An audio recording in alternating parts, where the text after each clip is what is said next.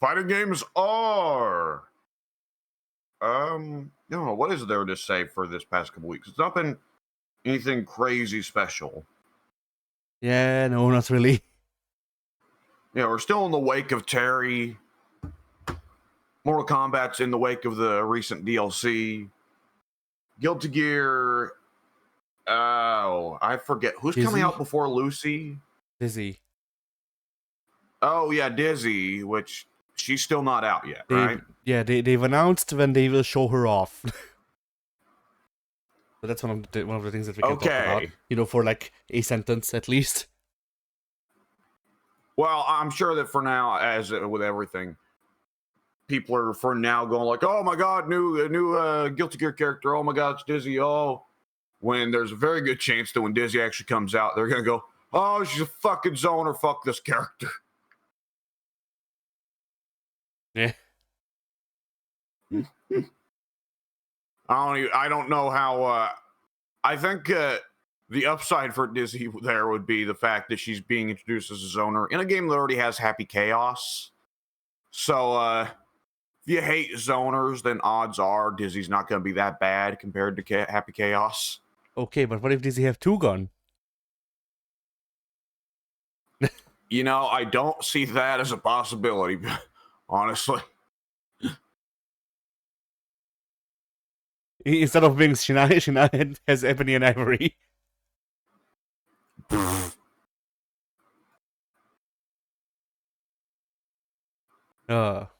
Then Hunter x Hunter Net Impact. Announce the character. I'm sure Hunter x Hunter fans know this guy. I've never seen Hunter x Hunter. I haven't either. Good. It's Gentru. Okay. Now let's see. Okay, Harada apparently said that just because Heihachi is back, Reina's importance won't be diminished. Now, if Harada wasn't just, the director for fighting games in general at Bemco, I would probably take his word better. Yeah. And this is one of those things where, like, having found out that Harada hasn't fucking worked properly on a Tekken since 5 has really put things into perspective. Like, sure, he was producer, but, like, that just means he told people where to allocate the budget. Budget, even? I said that real weird. But yeah, like, I'm sure video game producers do involved work, but it's not the same sort of involved work that a director does, I would assume as well. Yeah. Like, it really seems like yeah? Oh, go ahead. Like, to me, it really seems like, at least in video games, I mean, movies too, but, it depends on the place, I suppose. But in video games, it definitely seems like producers are there so that the company can go to someone, and then they, their job is to make it so the rest of the team don't fuck up and don't just waste the money on nothing. Yeah. Whereas or alternatively, their job is to keep the company off of the devs' backs. Yeah. And so, like, directing a game, on the other hand, you actually have to have say, aside from just like, we don't have money for that. Which I'm sure Harada probably got some like bad things just on the idea of we don't have money for that. But it's still probably less than what he would have done if he were the director for those games.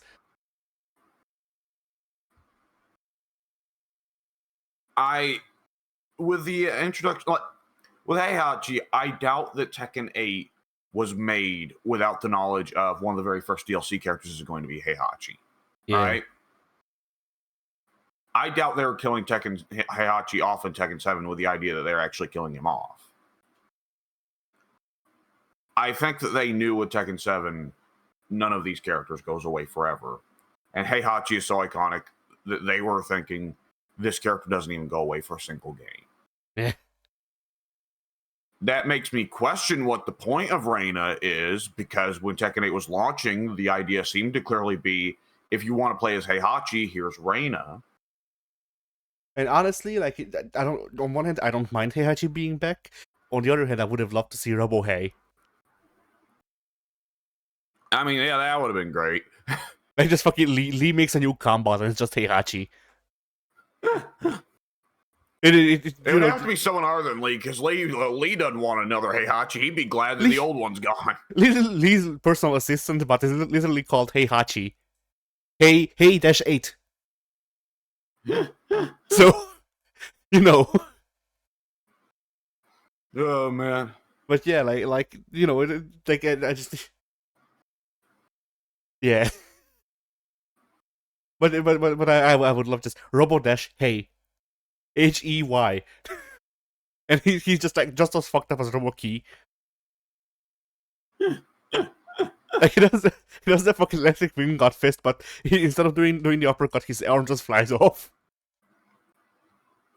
When he does the devil spin kicks, only the lower half of his body does them. Yeah. You mean the Kazuya animation? Yeah. Yeah, Tekken people are just old Rubber. Tekken people are just freaks. Yeah.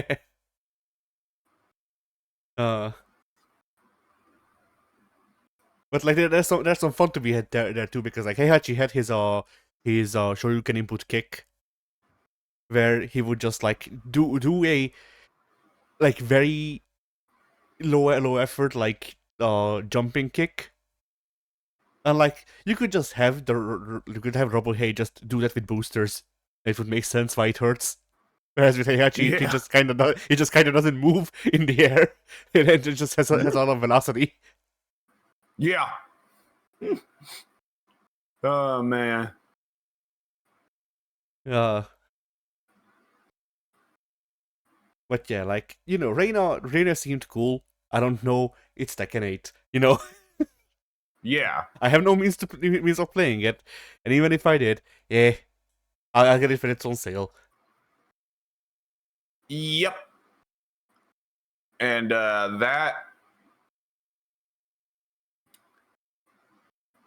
the thing about Tekken 8 that I find really odd every time I see it is, the fuck is the deal with that main menu screen where Reina just stands there making fuck me eyes at the player? Oh, you can change that now. Now it can be anyone you want. And they showed this off in fucking... If memory serves, they showed this off with Panda. But I've never seen anyone put anyone other than Reina on that screen. Oh, that's because that's a new thing. It used to be that only Reina could be there.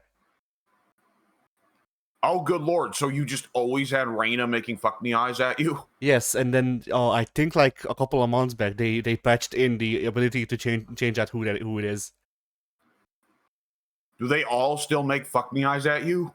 I don't know. The image I saw posted was Panda. I don't think Panda's model has the necessary eyelids to even try to accomplish that. You know? Yeah. So maybe? How do you slot in Jack or Ganryu to make fuck me eyes at you? Yeah.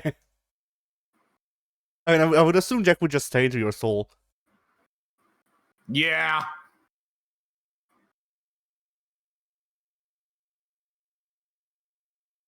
But yeah, then Terry is not broken, and thus he didn't take over the charts like Akuma. Akuma reigns supreme forevermore. Oh yes. Which I mean, like, you know, on one hand, I get the surprise. On the other hand, it's fucking Akuma. What did you expect? Like, yep. It's always like this. Akuma releases, and then Akuma is in like the top 5 most used characters at all times. Yep.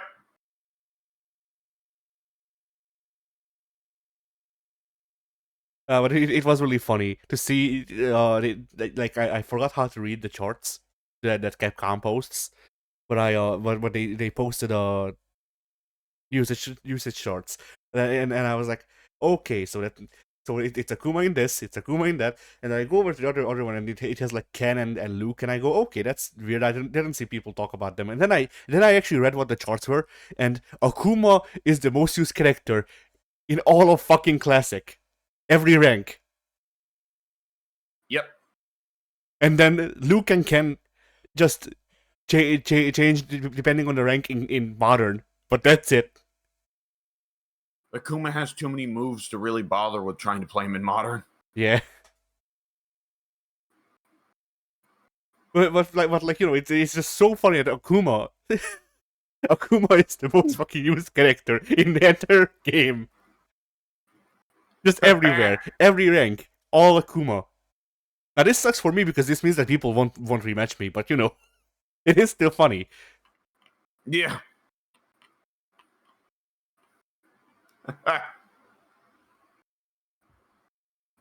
Oh, I didn't get to watch this, but apparently the devs of Under Night posted a review or interview video, and they talk about, you know, the future of the game and stuff like that.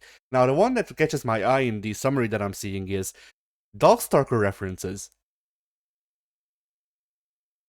Oh boy, do we have a Darkstalkers thing to talk about today? Do we? Oh, did you not see that? I guess not. Okay, let's hit the Darkstalkers references thing first. Well, say that again because you said Darkstalkers, my mind blanked. Well, that's it. That's all the info that I got. It's just they talk about Darkstalker references in the games, but the summary is just like, here's what we talk about in the video. Watch the video, jackass. So Yeah. So, the dude who directed Street Fighter, one of the two dudes who directed Street Fighter 6, the one that has the Twitter account that's the like kind of looks like the Pringles man. yeah, I don't remember his name. both of them are Akira. Sorry. Both of them are Akira apparently, which is very funny Okay. in hindsight, considering Arika. You know. Yes. Well, I think Street Fighter 2, also two of the big heads that worked on Street Fighter 2 were also Akira. But nonetheless, this gentleman spoke on Twitter about, you know, just being nostalgic about experiences with things working on Capcom. And he said he was first hired on to work on a non-Street Fighter fighting game in like 2013, 2014. And he said, but it was canceled. And he said, I won't say the name, but then he put parenthesis, bat emoji in parenthesis. Ah. So, I mean, technically it's a possibility he could be talking about something else. But why would you post a bat emoji for any Capcom fighting game other than Darkstalkers? Of course, he's talking about Mech Warrior or whatever it was called. Yeah, Cyberbots, I there remember we the go. bat robot. Yeah. the classic the classic Capcom fighting in Sonic Adventure 2. He was remaking that, you know? Yeah. Oh boy. But yeah, so Darkstalkers were not dead. Ono wasn't lying. And then Yeah, for a minute. Yeah. I mean, okay, on one hand, is it sad that there was actually going to be a Darkstalkers 4 for a minute, and then it didn't? Yes. However, excuse me. However, it is good to hear that Capcom at one point was playing around with the idea of doing a sequel at all. Yeah, and honestly, like, you know, maybe a controversial take, but honestly, I'm kind of happy that it didn't happen in that era, because yes, that's exactly what I was about to say. In some sense, if they would have happened, we probably would have skipped Street Fighter V in some sense, which means Darkstalkers would have been shit. Yeah, I mean, even if it didn't, even if it wasn't just Street Fighter V, even if it was Street Fighter 4 2, like Street Fighter 4. You know, many people love it because it was their first like big fighting game. It wasn't mine. I have no love for it. Very little. I love the cast, and that's about it. Street Fighter 4 is like Super Turbo, but just bigger, and it's in 3D, and that's fine. But Super Turbo isn't my favorite Street Fighter. It ain't your favorite Street Fighter. Yeah. So I think that for a Darkstalkers 4, if they did do a Darkstalkers 4 in that time period, if it was more like Street Fighter 4 than Street Fighter 5, then odds are it would have been just Vampire Survive. Excuse me, it would have been Vampire Savior, but in 3D and with a bigger roster, and that would have been fine. Yeah. But yeah, I feel like my problems with SF4 can be really easily summarized as it plays stiff and looks like ass, which or not it's not a good combination really. No, that doesn't sound very charming. But to be fair, that's also a pretty apt description of Super Turbo in this day and age. So I suppose they got it on the mark. Yeah.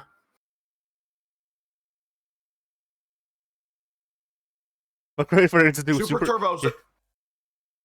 Super Turbo's in an odd place where it's working on Street Fighter 2 still being rather janky. So, but it's trying to be higher speed. Like, I think both you and I have in the past picked up Champion Edition and found it much easier to work with than Super Turbo. Oh, I Champion Edition doesn't feel like it's trying to be faster than what the systems can handle. Not only that, but Champion Edition was literally the version that I started with, so like, to me it's... Or, well, I don't actually know, it was some version between Champion Edition and Super Turbo. It's the one where if memory serves, it was... Oh, fucking hell, which one was it? Because it was a remake of one of the versions between those two, but if memory serves, the one that I liked the most, having gone back and playing it through the 30th anniversary collection, was the one where they gave Ryu air dashes. Yeah, because he needed those, Which, I mean, to be fair, he genuinely needed those. The Vega matchup is actually playable now. And then they realized that the Vega matchup was playable now, so they removed the air dashes in Super Turbo. Yeah. Like no other balancing reason, just because Vega wasn't a fucking asshole. Vega, like, I'm thankful for Vega, because anytime someone invokes fighting games used to be honest footsies back into the Street Fighter 2 days, you can just simply pull out a picture of Vega, point at it, and go, no. Yeah.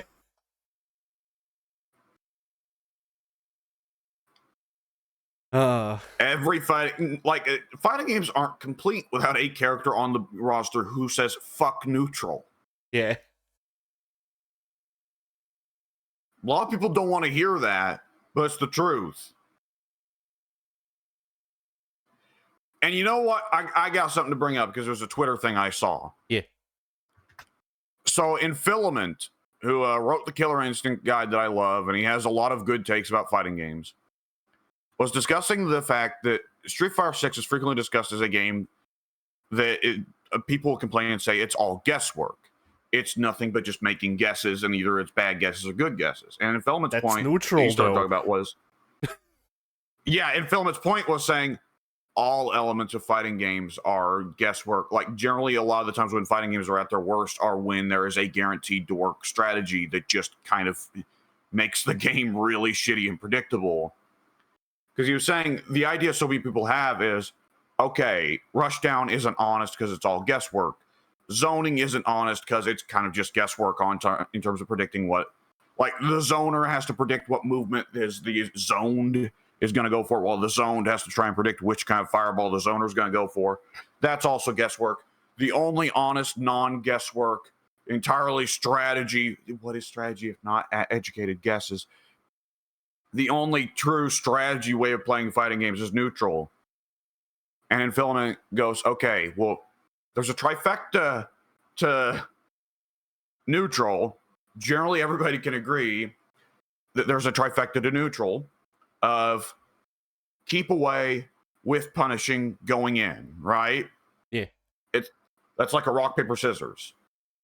Keep away keeps people out, so if they try to go in, that beats that. With punishing beats keep away, because you just wait for them to throw out a button and then punish it. And going in beats with punishing, because while they're waiting for you to throw a button, you dash in. Yeah. Or you do a neutral skip. And Filament was saying this, and there were like several pro players who were going, neutral play, honest.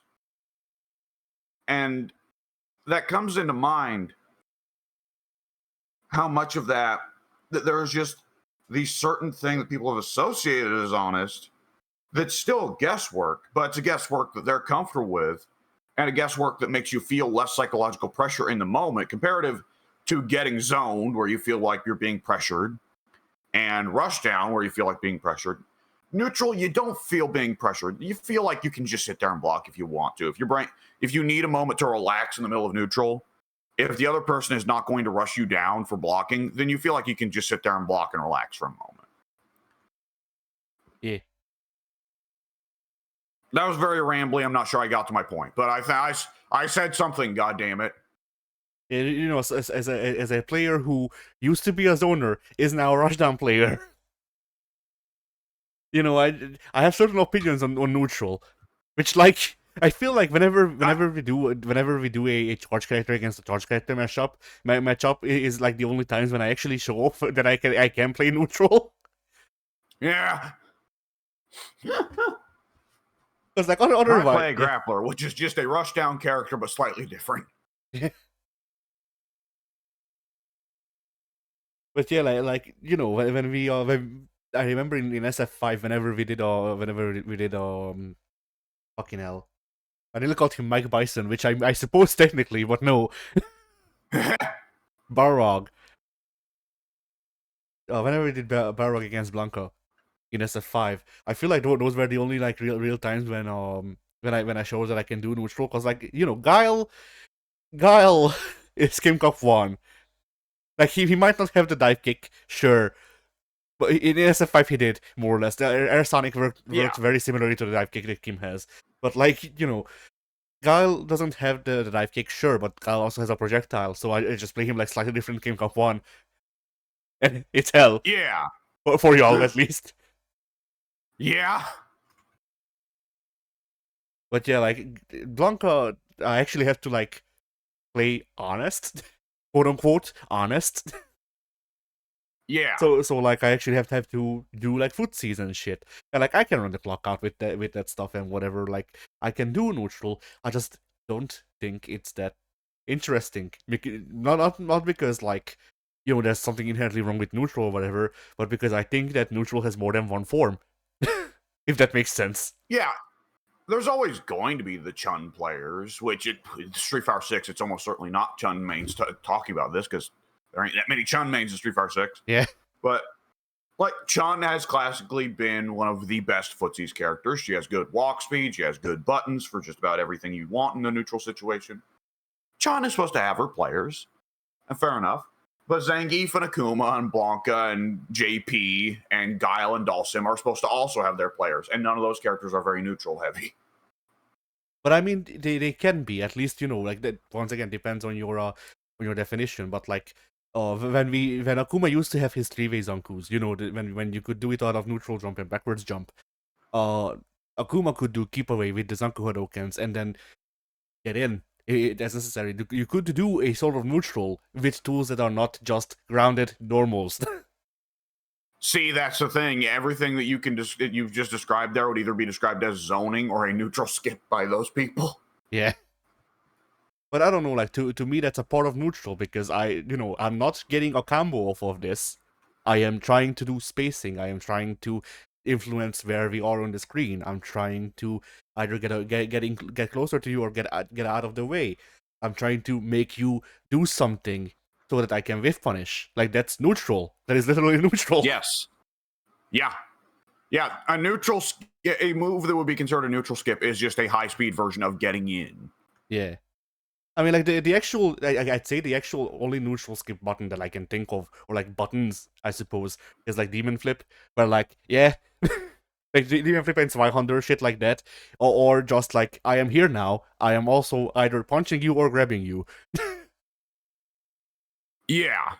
Like, that's a neutral skip, because you don't have an answer to that, aside from like maybe blocking if you read it. But you know, with stuff like Zanko Hadokens, for example, you can you can just go, okay, he threw out a fireball while jumping backwards. I can block the fireball, and he's probably gonna dash in after this or something. You know, you have to make a guess, but that's neutral. Yeah. And then, like, the only stinky thing, like there are the stinky things that Akuma could do in like Street Fighter 2, where he had he could do a backwards huddle, backwards Zanku huddle, and then he could sweep you because the recovery on the Zanku Hadokens were nothing, more or less. Yeah. But literally every game other than Street Fighter 2, either the The Zanku game where Akuma is banned because he's undeniably just a boss character. Yes.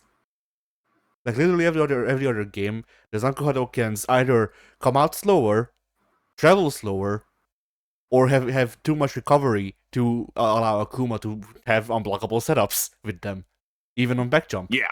So like, it's one of those things where like I can see I can see why they removed stuff like backwards Zanku, because like stop running away and like pressure and all that. People don't want to deal with the pressure, but like it's I don't see how it was dishonest, honestly, in the later games once they figured out that, hey, maybe Akuma shouldn't get an unblockable off on this. Yeah, it's one of those things. I think,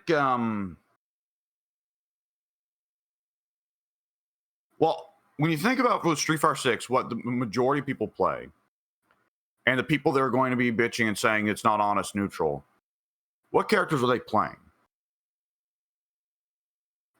Luke. Is it not going to be Luke and Ken? Yeah. I'd find that really questionable, at least in Ken's case. Luke also has I forget what it is, but he also has a very easy neutral skip. Oh, he has the big air neither one. of us are Luke players. He has the big air one. Yeah, so I mean, there could absolutely be plenty of these complaints coming from Chun players, or who else in Street Fighter 6 is really looking for honest footsies? Ryu. Harry.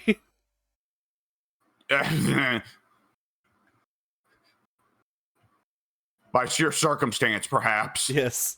Mainly by circumstance.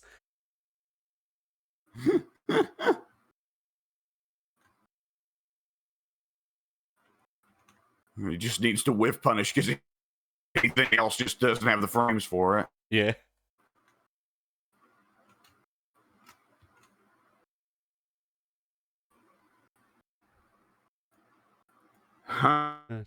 Who else is really a footsies character in that game? I can't really think of any. Like neutral heavy. I can't really think of any because most of the other characters have like a gimmick that makes them not just be honest footsies. Like even Ryu, I would argue is not honest footsies in Street Fighter 6. Manon kind of wants to go bugs, but that's about it for her. Your internet made your robot. Manon what? Manon kind of wants a bit of footsies, but just to transition to the hug phase. Yeah, like Manon has use of footsies, but Manon is not not an honest footsies character because her goal isn't honest footsies.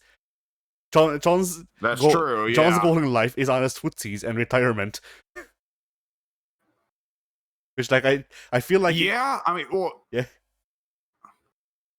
Go ahead. I was gonna say I feel like it's a very sad case, but I feel like it really highlights how Chun is in Street Fighter 6. That I played with a Chun main a while back. I played against a Chun main, and they were playing someone else, I forget who, and they beat my ass very hard, and then they switched to Chun, and I took the match, and they were fucking master rank. And I went, oh. Oh, Lord. Yeah. Like, I feel like that's sadly a very, very descriptive thing that happened there. Oh, man. That's... Yeah, I mean, it's the choice you make when you play Chun in Street Fighter 6, I suppose. Yeah.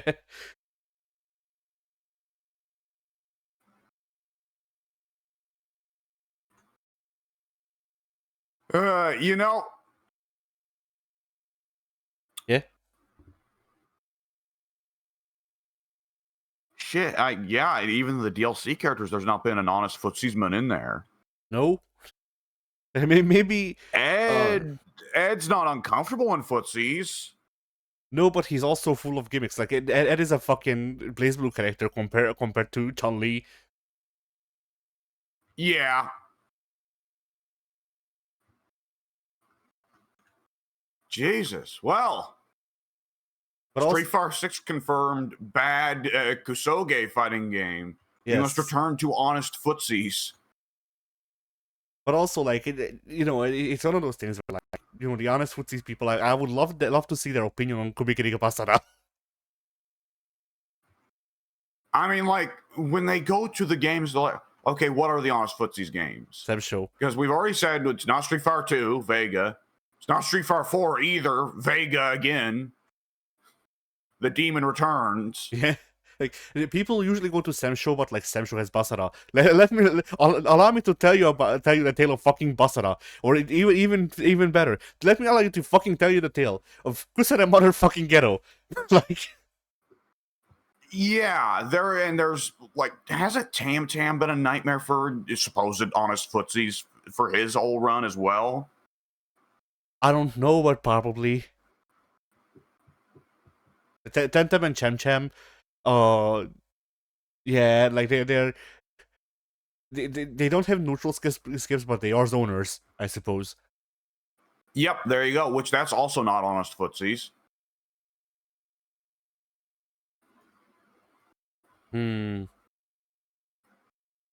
What other like big footsies game is there? Like really when I think. Well, yeah.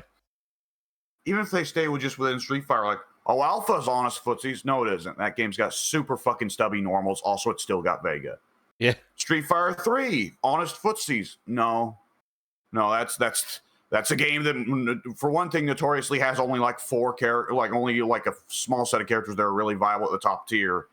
And even then, Urian's doing bullshit. Yun's doing bullshit. Like, that is more or less just the honest footsies game simply because Chun's top tier. Yeah. To be toppest tier.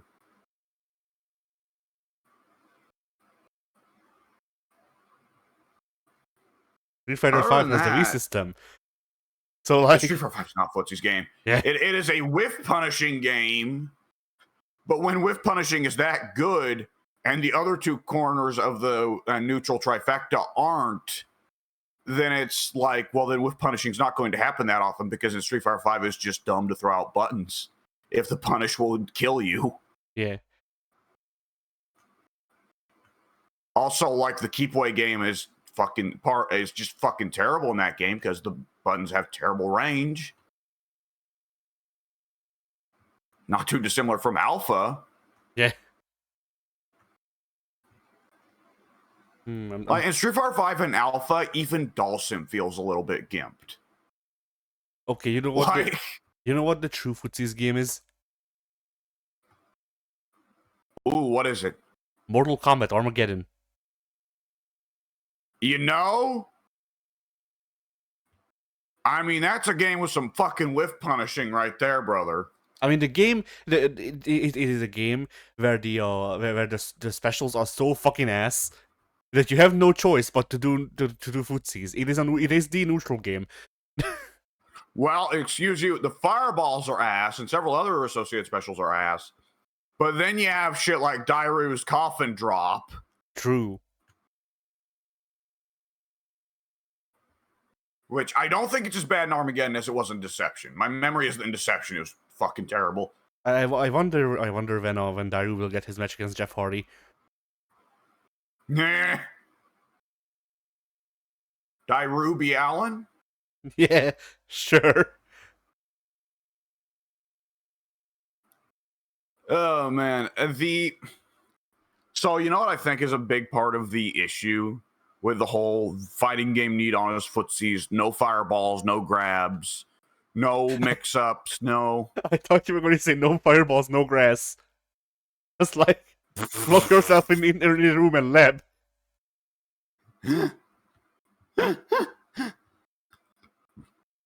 Okay.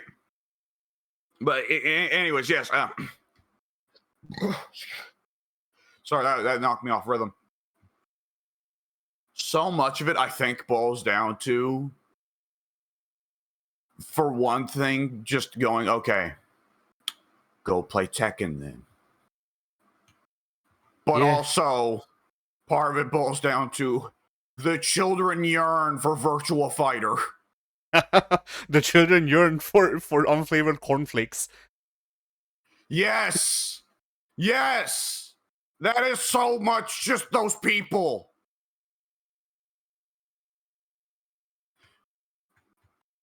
The children yearn to remove these jalapenos from their plate. They must replace them with white bread. The jalapenos, not only must the jalapenos be removed, but mom has to come by and wipe the jalapeno juice off the plate and also cut off the crust. And they might still call the bread too spicy. Oh man! So I was busy over the whole fucking weekend. I said I wasn't going to be available because holy shit, family was visiting, and we went out to my favorite fucking Mexican restaurant. It was a good time, but nonetheless, my grandpa, or well, not my grandpa, but my grandma's husband, he gets a burrito, and he makes practically no progress on it before he just hands it over to me and says it's too spicy. And I put it in a to-go container, get home, warm it up, eat it. There was no spice. Nice. It was a bean and cheese and rice burrito, and there was no spice. Nice. I had the opposite experience. I suppose not the completely the opposite. Oh, there was this small like store that opened up, and it's already closed by now. By the way, it was serving Mexican food, and they had a burrito, and I never ate a burrito, so I went, hey, might as well. They didn't list that it had jalapenos. Now the problem wasn't the jalapenos themselves necessarily. It was the problem was that, you know, since they didn't write the jalapenos, I was like, this tastes good. And then like once I got to the middle of the burrito, I just didn't taste. You know? Yeah. Like it didn't hurt, but I also just didn't taste anything. So that was an experience. Yep. Jalapenos come in different. Jalapeno is one of those things that differs a lot from crop to crop. Sometimes jalapeno can be very flavorful. Sometimes jalapeno can have very little flavor. Sometimes jalapeno is spicy. Sometimes it's actually really manageable, if not really mild. And the weird thing about jalapeno is that it sometimes, and now you know, sometimes it has a certain cleaning sensation to the mouth where it just kind of like, it's a clean burn that purges all impurities. Yeah.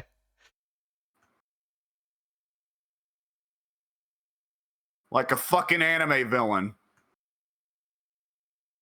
When I look at the moon, I see a perfect society.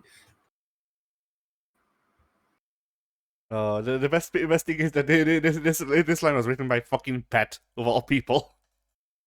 Yep. And I was trying to go for a bit of Sungwon Cho Lysanderoff, but my brain crosswired and I referenced Pat instead. It works. Like, honestly... It still works, yes. I mean, fucking, bloody hell. I don't know their names. Fuck it. But like, you know, the like, henchmen from Bleach could sell that line very easily. Oh, yeah. Bleachman, some Naruto-man. Like, one of Pain's honestly, dudes, I could see saying that. I mean, most of Pain's dudes were just like mercenaries that he paid. They didn't give a fuck. Oh. Yeah. Well, shit, why did Naruto and friends kill all of them and not give them any mercy, but Naruto will give mercy to fucking Ninja Hitler? Well, one of Hidan killed... Because it's more evil to be paid to kill people than it is to kill people for having a philosophy, I guess. Yeah.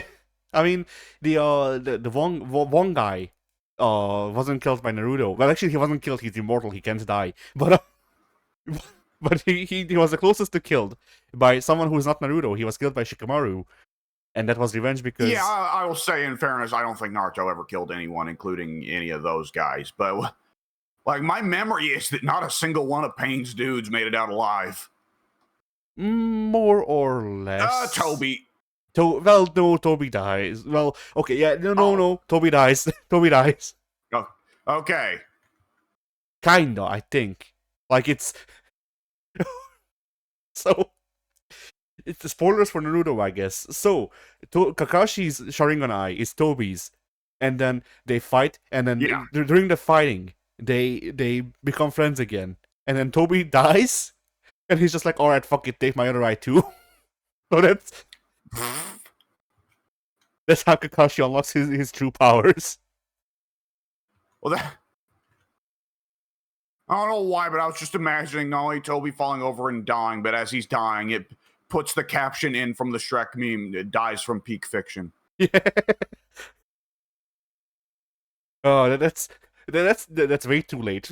The peak of Naruto was in the arguably either the pain arc or the Chunin exam. So like, yeah, that Naruto that was an early peak and then a long hill down. And Naruto has exactly 2 peaks. Both of them are at the start of the fucking the parts, the seasons that they're a part of. Oh Lord. Literally, it actually, now that we're talking about this, literally the peak of Naruto, both seasons, both regular and Shippuden, the peak is the first arc. Technically the second, I suppose, but the first arc that the story gets rolling. And then everything on after that is middling at best. Yep, whenever I hear people talk about Shippuden, I always hear, "Man, Pain's a cool guy." What about the rest of Shippuden? "Man, Pain's a cool guy." Yeah, I'll never forgive Kishimoto for I had to remember. I'll never forgive Kishimoto for reading Dragon Ball and going, "Hey, I want to write that too," and then doing it shit. Yeah. Like, generally, it's not wise to just do it, but worse. One of the fucking third pieces is literally called Sangoku. His master I remember this. His master is Roshi. Yeah. But, like, Naruto is just super explicitly Dragon Ball, but worse in those from the narrative perspective. Because, like, okay, who's a more interesting character, Sasuke or Vegeta? Vegeta, easily. Yeah. Like, it's not even in question. Because Vegeta has his sympathetic and likable moments in between being an asshole, rather than just having one long asshole streak. Like, Vegeta doesn't just duck out at the start of the Cell Saga and spend the entirety of the Cell Saga and the Buu Saga working for Cell and Buu, before abruptly at the end being like, "Nah, cool, I'm good again," and then knocking up Bulma and leaving.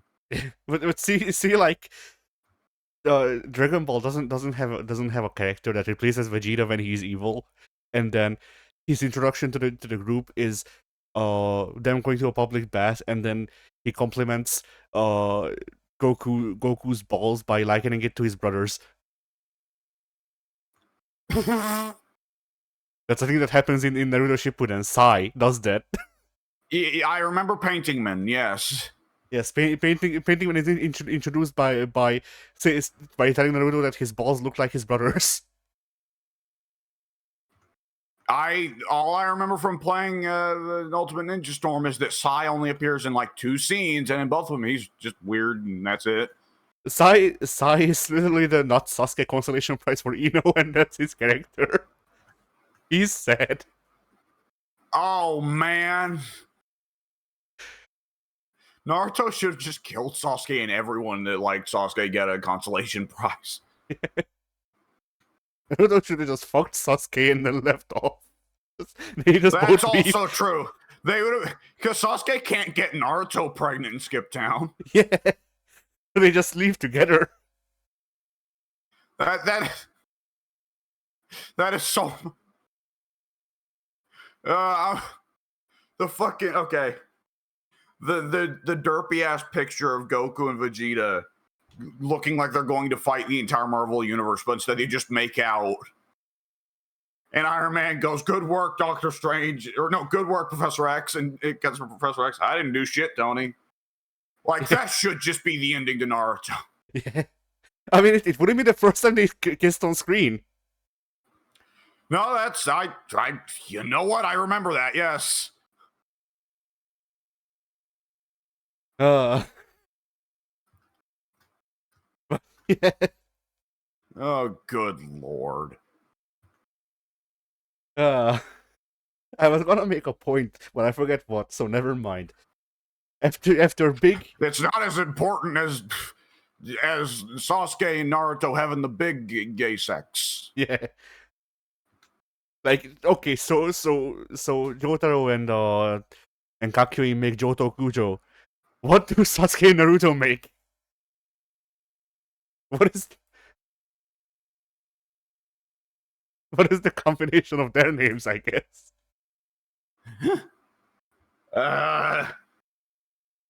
Nosuke. And does Nosuke also hatch out of an egg? Do all gay babies hatch out of eggs? You know, I never know. I'll ask my uncle next time I see him. All right. Who works at Nintendo? Yeah. So yeah. boy. Anyway, fighting games. I mean, this is relevant to fighting games. The Naruto fighting game was confirmed cancelled. Yeah. That's fine by me. That saves me trouble. I mean, on the one hand, on the list of anime that I'd like to see fighting games, Naruto is pretty low on that list. On one hand, I would like an actual like proper crack at a traditional fighter along the lines of Ultimate Ninja again, but better. but at the same time, like I saw Naruto to Boruto Ninja Storm or whatever the fuck they call it, Naruto cross Boruto Ninja Storm. I don't know. Like I saw that. I saw how they used AI to remake the voice lines that they paid actors to already read and shit like that. And like, no, it wouldn't have been good. I just can't see the Naruto license. It doesn't seem like the license holders care. Yeah, no. It honestly seems like Bamco respects Dragon Ball, respects One Piece, but has no fucking respect for Naruto. Oh no, One Piece also got canned. Oh yeah, but I mean, One Piece, the games that One Piece does get are generally a good bit better than what Naruto's been getting for the last 2 years. Yeah. A One Piece fighting game just wouldn't work because several of the major characters are too big to fit on screen.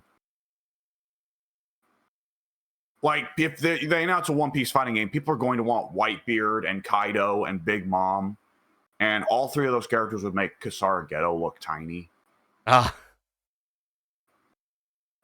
Like, when you play them in the Pirate Warriors games, it's hilarious. Because it's honestly like Dynasty Warriors suddenly, new character, it's got fucking Zilla.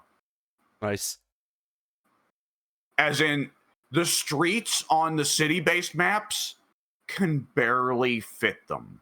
Nice. Big Mom will honestly she'll be walking down a street and her hips will be rubbing against the buildings. As they should be. On either side.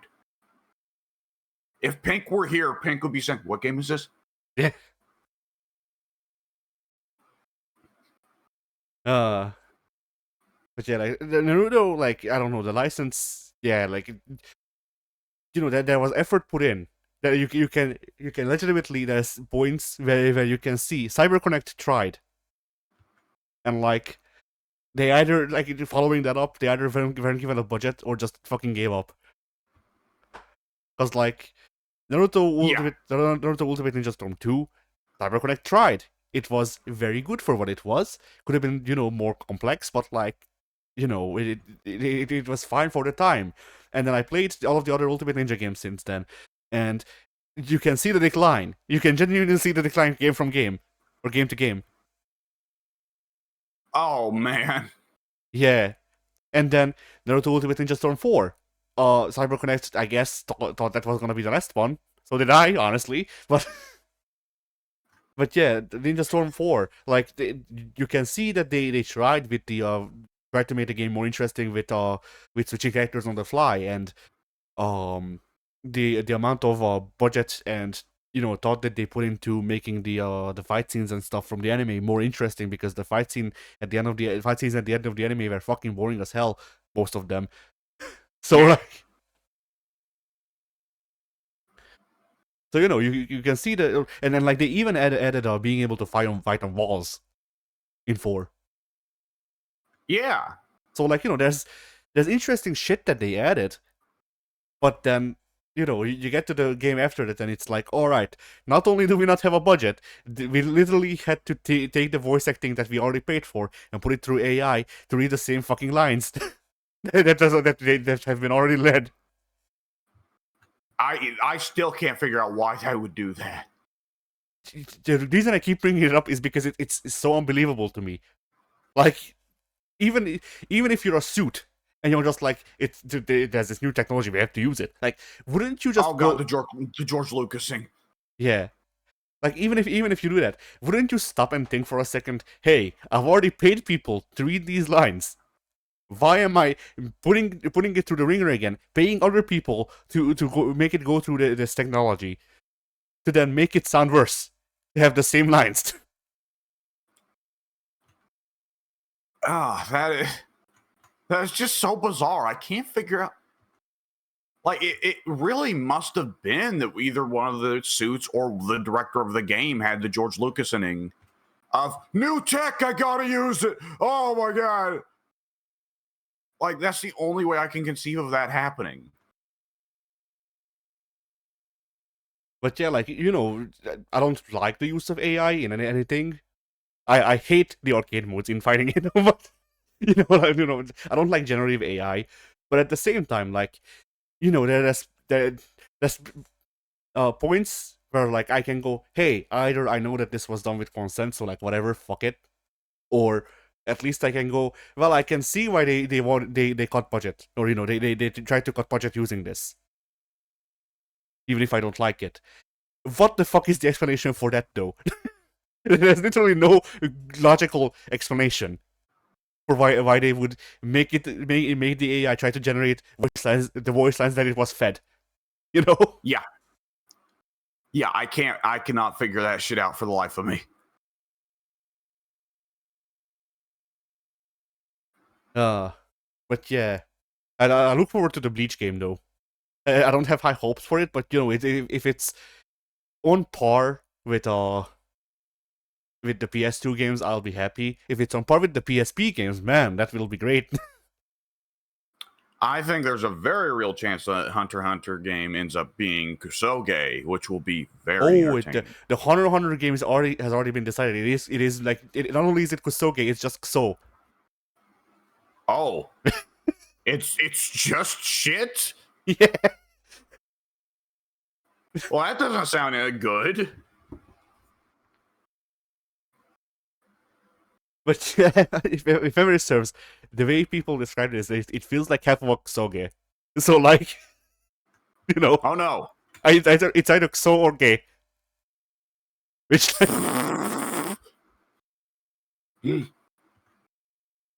That's a statement. You're either shit or you're gay. What? Yeah.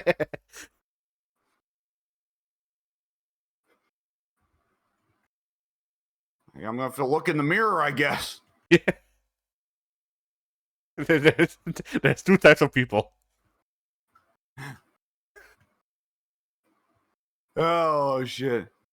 But then, Um, but yeah, like that people said this when it had like a playable beta at some show. I forget which one. I think it might have been TGS. But there was a playable beta at a show, and people said it feels like half of a Kusoge. Otherwise, it feels fine, like it feels fun, but at the same time, it doesn't feel complete. Which, I mean, obviously it's a beta, but there's a point there's a certain point that you want to be met for a game, for a version of a game to be called a beta, and it wasn't hitting that. Oh boy. Yeah. And it felt like a thing where like it could be mediocre if given enough time. It might not be good. It might be like fun to put in for like a couple of sets, a couple of times. But it's not gonna be. It's probably not gonna be at Evo. Unless the developers or Oh the boy, publishers pay. Power Rangers. Yes, kinda. Yes, it's similar ballpark from what I understand. It is mostly like the game part of the game is alright. Needs a bit of work, but it's not quite there yet. The production part of the game. Oh boy. That's you. I mean, in terms of okay, that's a different thing. If we're saying a fighting game is visually ugly, does that make it Kusoge? Because that's a different question. Oh no, it's not that. That's just that it's ugly. It looks unfinished and feels stiff. You know. Okay, because I was about to say, like, I wouldn't consider Marvel Infinite Kusoge, even though visually that game is hideous. Or like, what's another fighting game that plays well but it's fucking ugly? Half the KOFs. Yeah.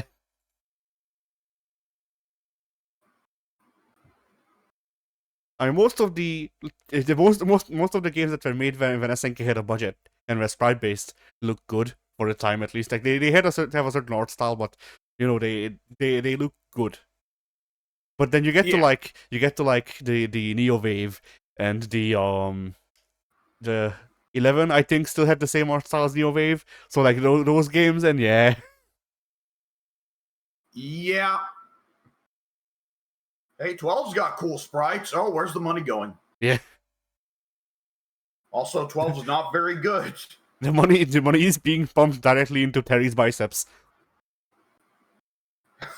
It's the only way we can get them that big. Yeah. You don't want to know how much Clark and Ralph cost.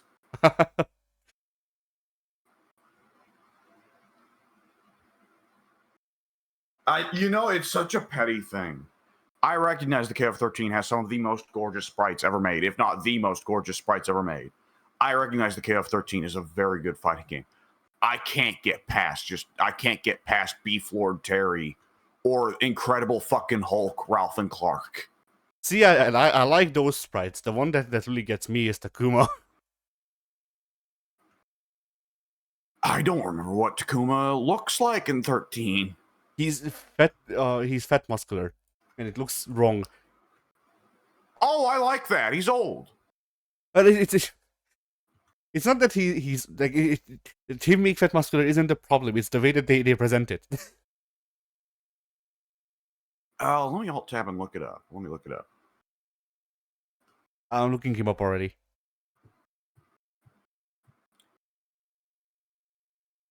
Yeah, like it's you know I think a lot of my problem with the Takuma sprite is not looking at him though is his stance. It's incorrect. Oh, it won't post that. Okay, I posted a gif of his idol stance, but then fuck that, I guess.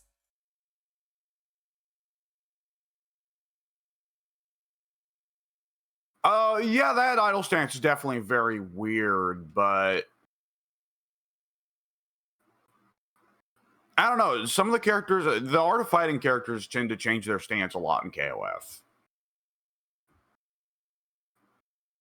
Rio had the really weird idol in like 2002, where he's like permanently just standing there trying to look like he's throwing a Howoken. Also had this image come up, which, yeah, KOF. Yeah, that's about what I would expect. Yes.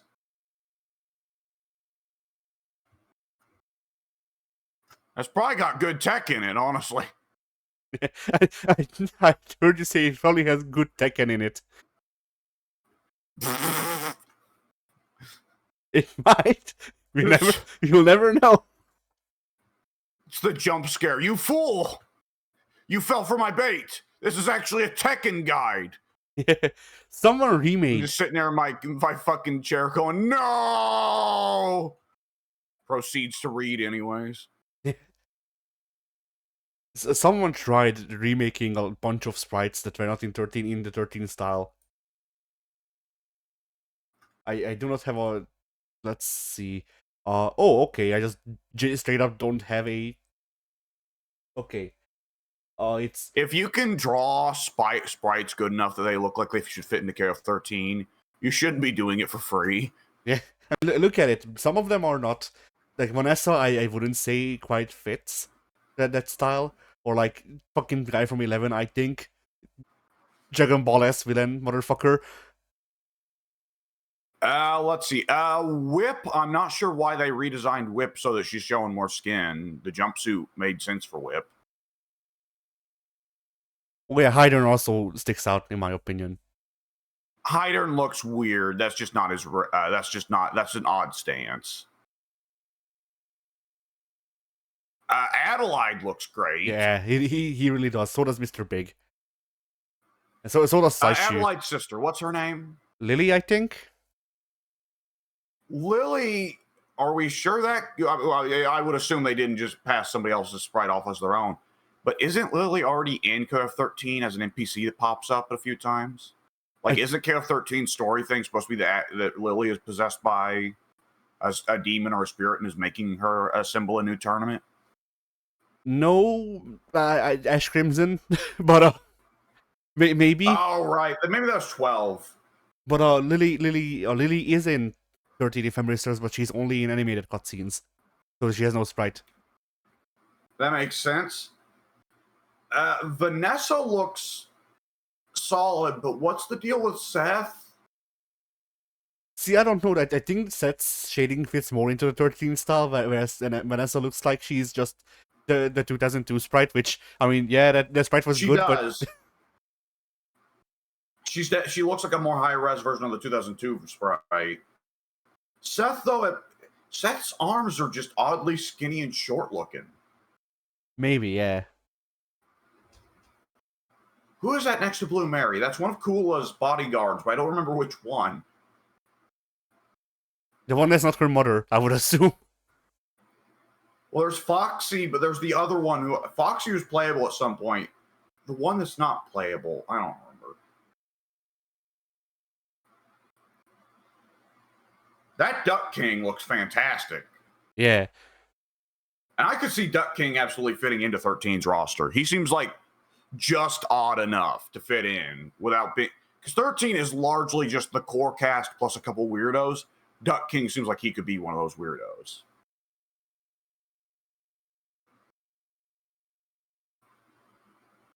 I also gotta say, in the same category of just kind of looking like an upright sprite, what is his name? John. Is Fail Fury Real Impactman. The boxing Native American dude. Where even is he? Oh, it's that guy. I thought yeah, that was right next to IG. I thought that was fucking John from the pants and the hair. Nope. That is Mr. Has Not Been Seen Since Real Bout.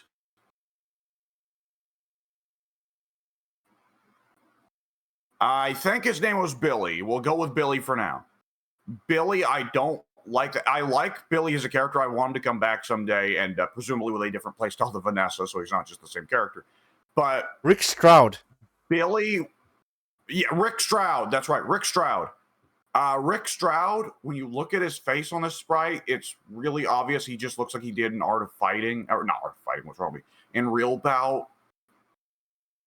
And that doesn't fit KF13's way it draws faces. Yeah. Shout out to the guy deciding to put in the maximum impact version of Mai.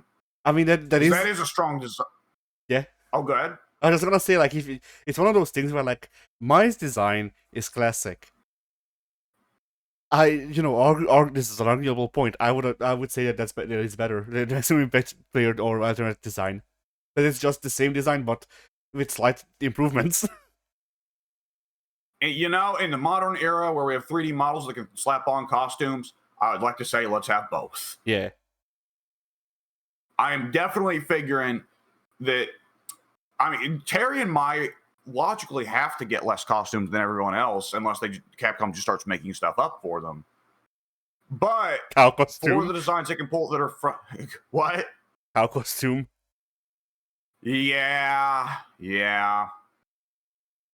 But for the costumes Capcom can actually take from SNK, It would be really fucking sweet if they could get Maximum Impact Mai in Street Fighter 6.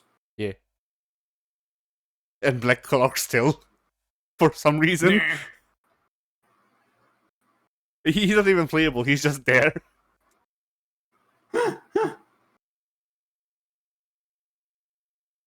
Ryuji, there's something off about the proportioning of the arms on a few of these characters. Ryuji also, his arms seem kind of off. Yeah.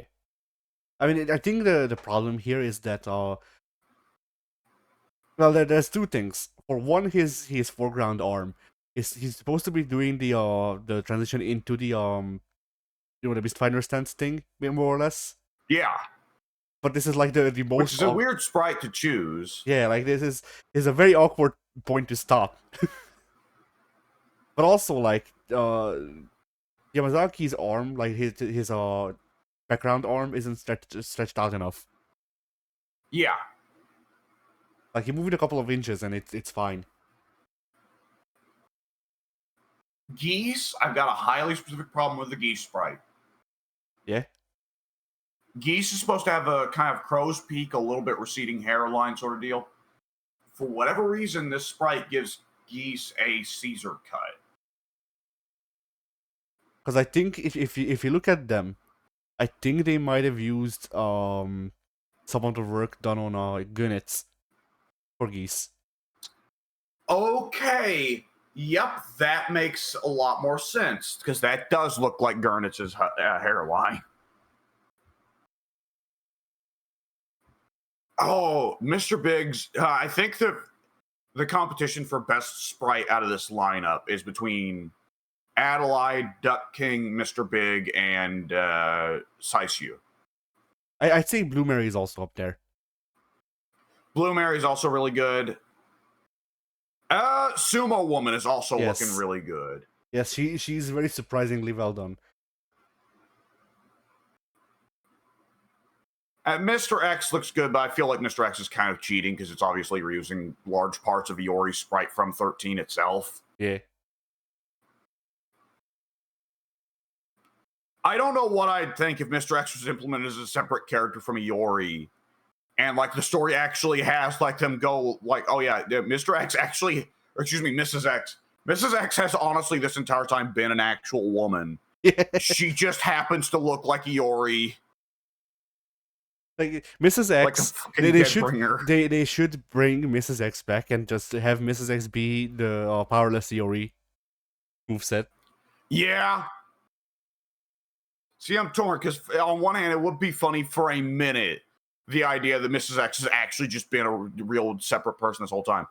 But on the other hand, that really ruins the bit because it's just funny as hell that Iori's so obsessed with fighting that he fucking cross dresses to get into the women's tournament too. Yeah. And is really bad at cross dressing. Like nobody even told Iori. Like at no point did Vice or Mature tell Iori, dude, get some toilet paper wads and stuff them down your shirt, because, dude. Yeah. You need at least something. Come on.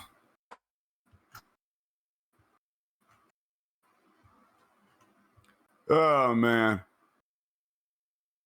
All right. Has there been any news on the SNK front that we haven't thought of yet? I don't think so. I mean, they're... It's been pretty... Yeah. Oh, go ahead. I don't know what they're saving up for. Is there going to be an event in Latin America? Because... Yeah, that is one thing, is like how much are they holding off just for like the Ronaldo thing. Yeah. But it is weird. There's not really been anything about Garo 2 since Mai was revealed. And we still got 5 months to go before launch. They're currently... every time they compile a new version of the game, the Kim twins keep getting added to the roster, and every time they have to go back and remove them.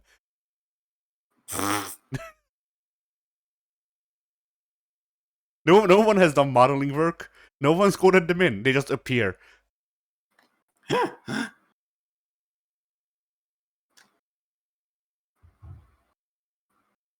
But yeah. Oh shit. So, back to the news.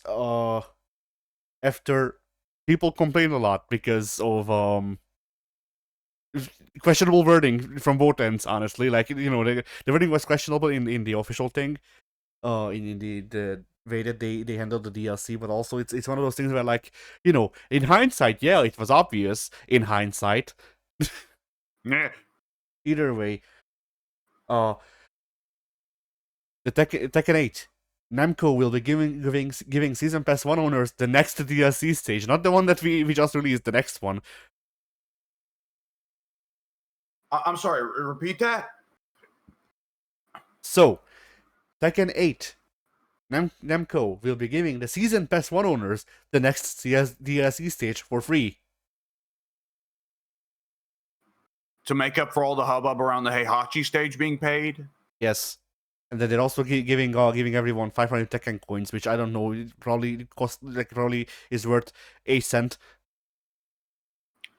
Yeah, I'm not sure. I'm not sure what that would even mean. Like, is that just for the in-game? Like, is that just for the customization menu? It's apparently how they have the customization stuff set up now is that there's like time, like it's like Fortnite basically, but instead of buying, like, instead of buying Rick from Rick and Morty, you buy a new shirt. Yeah. You buy a new shirt for Jin that says "cum slut" or something. I don't know.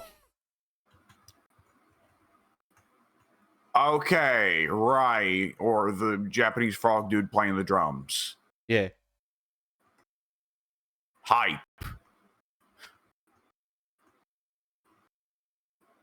So that, let's see, what other news? All right, sure. So, Grand Blue versus Rising. They announced a new character, or they announced when a new character will be released. They're called Vikala. It's Small Mouse Girl. Sure, Grand Blue. Okay. Dizzy will be showcased at Paris. All right. They're bringing her out in a cage. Oh my god.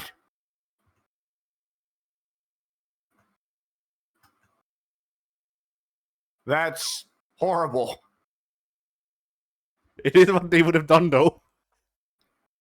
And then Key is going to kill everyone. Yeah. He's gonna go. I mean, here's the thing, though. This makes sense because you know where fucking Dizzy, where Key is from, and where Dizzy rules. Fucking Where? France. The Holy Order. The Holy Order rules in France. Right. I always forget the Guilty Gear is based in like a weird post-apocalypse future for our world. Yeah. I mean, like, it's so much. Like, here's the thing. Here's the only reason that I know it's in France. Because in the first two Guilty Gears, Key's stage was literally referred to as France.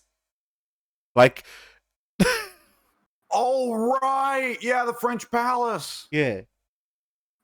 And then they I think in XX, one version of XX, I don't remember which one. They just renamed it, so it's no longer France. Yep. So was the big ass whole stage initially named Japan in any version? No, because the whole stage was only introduced in well, the whole stage that I can think of. There might have been others that hinted at it, but the one where you fight in the hole was an exert thing. And at that point at that point they didn't call it Japan, but it was pretty explicitly Japan, yes. Yeah. Well, that's like the big thing that immediately is a massive world change from our real world to Guilty Gear is, oh, Japan it doesn't exist anymore. Yeah. This just went like, you know what? Delete. The straight people, just like the Japanese, disappeared. Everyone in Guilty Gear is LGBT, says Daisuke Shwatori. Completely legit Daisuke Shwatori. Yeah? What about Key?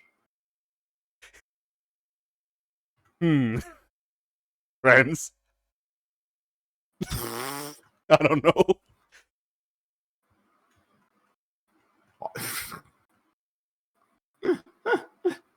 But there is a dice or there was a Dice Cage Rotori gimmick Twitter account that posted that. I know, I've seen it. Oh, good lord. I believe that is all of the news. I mean, there's some news, but it's mostly like indie fighting games, and it's not to like shit on indie fighting games, but also half of these not end up coming out. So like, Yeah, or they releasing just like a semi-finished version where you play the game and it's just like, yep, there are 5 characters on this character select menu, even though, and there are 15 empty slots. yeah, because like the Serial Killers, which I think is like the fighting game, the serial mascot fighting game, some version of it. Like they got a new update on how far along the development of it is going, and like cool, but we're not really keeping up with the project. Even a fucking couple of indie fighting game projects that I am keeping up with somewhat have been radio silent for like a year. So Yeah.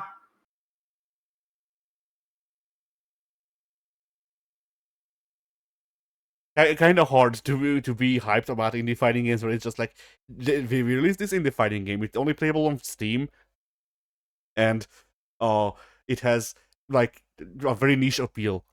Like we aim this at people aged 45 and up.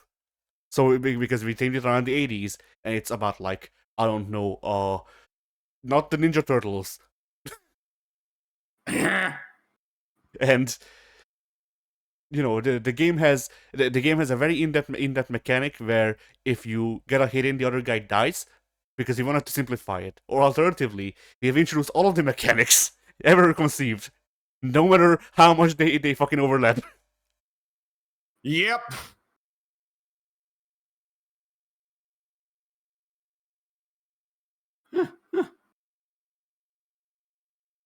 All right, guys, I've got an idea. It's gonna be like Marvel, but simpler. You've already heard that? Okay, I've got a different idea then. It's gonna be like Sam's show, but we'll do different sprites. Alright, here's the next idea. Smash? We're not changing shit, it's just Smash. Yep. Like the only things will change are the characters, because otherwise Nintendo will sue us.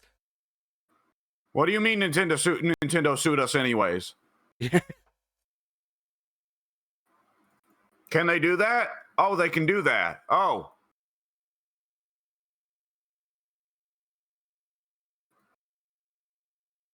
What do we do in response? Nothing, because Nintendo owns the Japanese courts? Well, fuck. Like you would be, I don't know how many Smash ripoffs you've played. Well, platform fighters. That's the thing. Like to me, there's a fine line between Smash ripoff and platform fighter. Like there's a qualitative difference between. 4. Yeah. I played 4 platform fighters that aren't Smash. But recent ones. Recent ones too. Which ones? Rivals of Aether and the shit one that Goku was playing for the longest time, where it's like really only 2 characters, but they all have different skins. I forgot about our friend Goku, and I was like, what the fuck do you mean Dragon Ball is having Goku play platform fighters?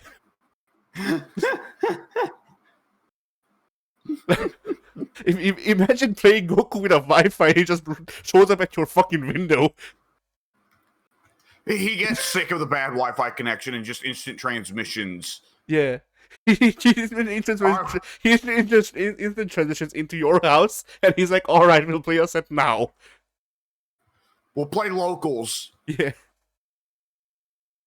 But yeah, Brawlhalla. Who's up there in the bedroom, Chi-Chi? Is he strong? Yeah.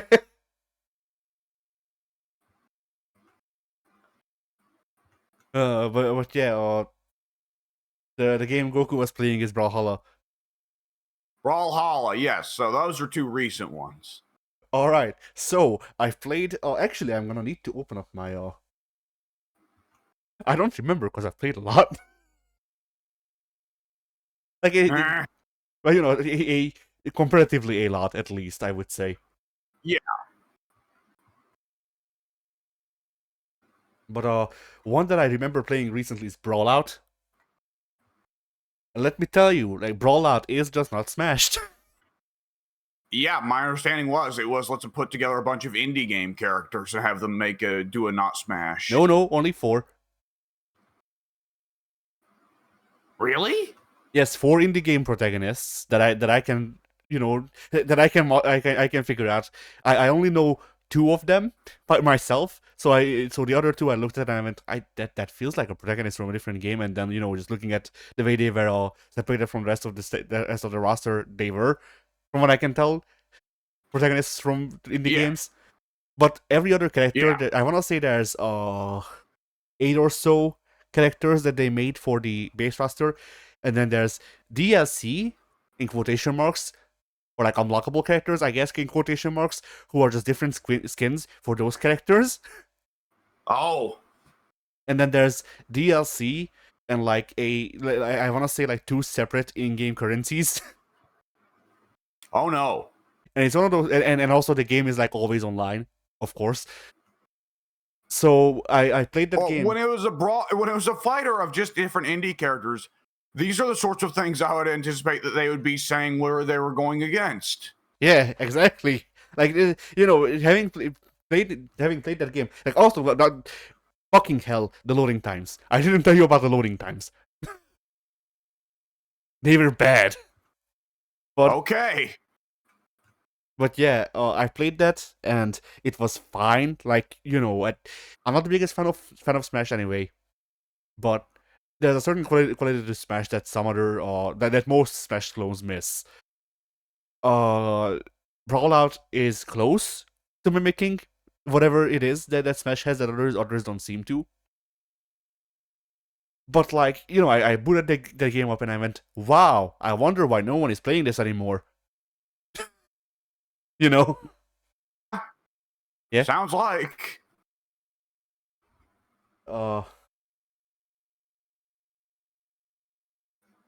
Let's see.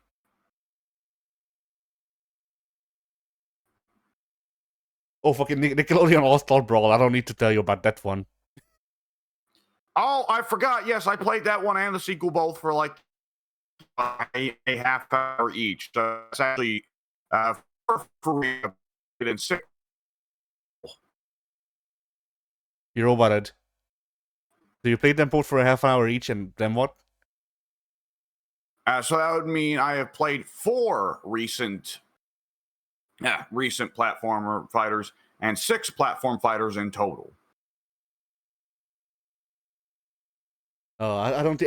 I won't even try to fucking count up how many I've played it by now. Like it's honestly not that big an amount. I just don't know. Like the ones that rip off Power Stone and the ones that rip off Smash kind of just blend together in my head. Yeah. If that makes sense. Yeah. Okay, one real bad one. Guilty Gear Rush Strikers. Holy shit, that game sucks ass. Like, Oh. For a long time, I have read people talk about how Guilty Gear Rush Strikers is ass. How it's really bad. And I went, hey, you know, I played Shadow the Hedgehog. I played like probably at least another game that the majority of people disliked, but I liked. Like maybe it's just a difference in taste. Like, you know, most people like Breath of the Wild. I don't. So maybe it's just that thing again. I played it. No, they were right. Oh. The people were correct. So you know how in Guilty Gear Issaka, you have a button to turn around because it's a beat 'em up that still plays with fighting game controls. Oh, Jesus. So now imagine if you didn't have the turnaround button, but you also couldn't turn the fuck around. Oh no. Yeah. So I don't know what decides whether or not you can turn around. I think you need to take a step towards the direction you want to face in. This is, as people who have played a Smash game or anything resembling a Smash game in their lives can tell you, this is a bad decision. Yep. Oh, Oh Christ. and then they simplified the controls so it's like Smash. But there is no attack button, there is no jump button, there is no special button. There is 3 special buttons, and I think you jump it up. Actually, there's four. Boy. There's four special buttons, and I cannot tell you what each of them are. like, Oh boy. it's genuinely a thing. It really felt like when I was playing the game, it felt like the buttons have 3 moves assigned. There's a far proximity, a close proximity, and an aerial move that's on the move or on the button. But then there's also a canned combo on the button sometimes, but not always. And sometimes you have normals, but other times you get a mist finder. And you can get a mist finder by doing forward special, or you can get it by doing forward normal attack. Or at least what I think was normal attack. But then sometimes neutral does it instead of forward. And other times neutral throws out coin. Also, coin doesn't make the mist finder stronger.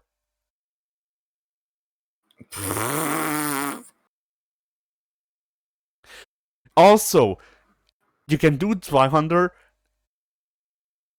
Like, you can do Zweihander anytime, any place, more or less. And also, here's 4 Johnnies. Fight them. What? Yeah. The match that made me quit, because I put the difficulty down to, I want to say, easy. I think I put it down to easy because I didn't play this game before. I don't want to spend an hour just doing the same fight over and over again because that's boring. So whatever. Understandably. I put the game down to easy, and I already had things where the AI would just blatantly gang up on me even though they weren't in a team. Yep. So that was nice. But then the game was like, okay, you went with Johnny. You know who Johnny loves to fight. It's Johnny and Johnny and Johnny. Oh no. So, I had a John off. And I lost. Because the Johnnies would keep ganging up on me. Now also, one thing to note here is that you have a health bar that isn't on the screen. Well, it is on the screen, but it's not on the screen how you would expect. So, you know how in fighting games you have health bars that are on the top of the screen or at the bottom if they're fucking old and janky? Yeah. Okay, now imagine this. Your health bar and your super bar move beneath your feet. Oh, that would be hard to track, yes. And now get this. You have multiple health bars, but no way to tell which bar you're on. Oh, man. And now the best bit. Because of this, they went, hey, this is hard to read. We should make some way that you can discern this. So what they did is that whoever is closest to dying has a skull under their health bar, and whoever is winning has a crown under their health bar. Now, considering that this is a fighting game, sometimes you trade. So, in a split second, you can go between having a skull to a crown to a skull to a crown, and it's basically fucking rock, paper, scissors, or whatever else. It's just up to random chance that you will have the crown when the timer runs out. And also, sometimes this does not display whatsoever. I have lost rounds to timeout where the game didn't tell me who had more health. Oh, Jesus. Yeah. So I played the game for 26 minutes apparently, and I went, you know what? No. Actually, I regret living. In general. Yeah?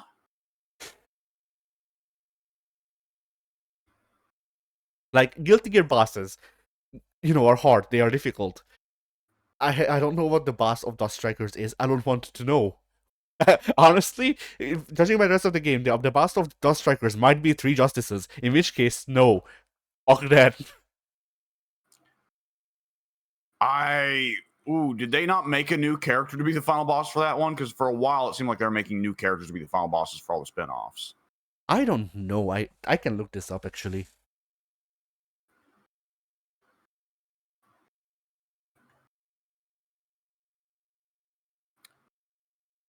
Because I can't remember which game it was that the final boss was like the big, weird, like Sasquatch gear that was dead, and there was just something hanging out. Leopoldon. Yeah. The boss of the game's story and arcade mode is Gig. Who? Okay, so a new character then. It's this.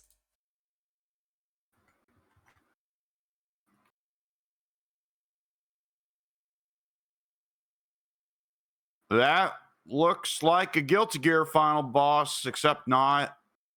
Yeah, no, not really. That is a Final Fantasy boss. Not even. This is a shitty Metroid enemy. Like a rejected one. Oh, yes, that would have been rejected because the naked lady, yes, Nintendo would have said no. But not only that, it would have been rejected maybe because of the naked lady, but also because the bug part of it is just uninteresting. You know? Yeah. Boy, Ishwatari has always been crazy, huh? Yeah, Leopoldon was apparently the boss of the game before this. So Isaka maybe? Huh.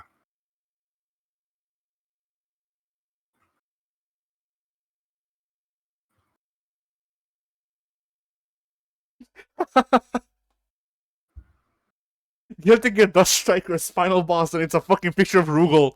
I wish. Oh, man. Just to taunt you. Yeah.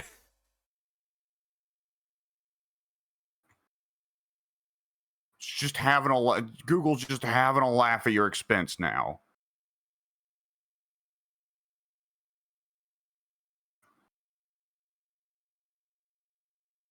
Yes, the Guilty Gear Isaka final boss is Leopoldon.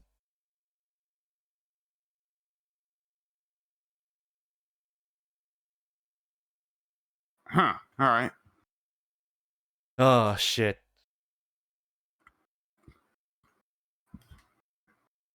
Okay, there's Brawl. What the fuck did I play then? Because I played one more recently than Blowout, I think.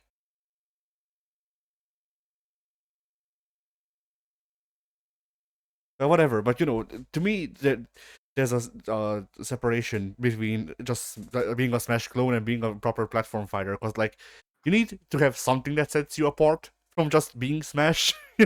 Aside from feel. Yeah. And like, the ones that I can bring up is Digimon Battle Arena. Digimon Battle Arena has health bars, quite well defined health bars that you have to deplete. Yeah. And it works like a personal fighting game with platform and fighter elements. At least the first one. The second one is more akin to Smash, but it's still more focused on the health bars than percentages and knocking people off of the map. So that's different. TMNT Smash Up. I suppose it also has the health bar stuff, but it also has stocks, which I forget if Digimon Battle Arena has. I think Battle Arena is more point based than to have stocks. And then like Battle Stadium DON or Battle Stadium Dawn, which is a crossover fighting game between Dragon Ball, One Piece, and Naruto. Yeah. That has a what do you call that? Rope pulling, I guess. Like when you have two teams try to pull each other over with the rope. Oh, tug of war, yeah. Yeah, tug of war. Yeah, it's a tug of war. It has instead of health bars, it has a tug of war mechanic where someone needs to build up momentum and then they can knock other people out. I see. Which, you know, maybe not the best design, but it is different. It is interesting, if you ask me. Yeah. And also, they didn't make it very like annoying to play around, because like I remember when I played it for my channel. The tug of war part of the game moved very easily and fast. Like it really tried to go with the momentum instead of just, all right, this guy was snowballing for like the past 20 minutes, so it's gonna take another 20 minutes for his part of the bar to go away. No, it's literally, if you get 2 hits in, you have majority ownership of the fucking tug of war. Oh, So match could hypothetically end really quick then, couldn't it? yes. Oh. It also has some very funny arcade stuff, because I played through the arcade mode, and it seemingly has some themes that it tries to follow, but it leads to things like that one time that in fucking Team 7 in Naruto, Sakura was replaced with Piccolo, which like, Okay. yeah, because it was fucking Kakashi, Naruto, and Sasuke fighting, and then Piccolo was also there, so I guess he's the new member.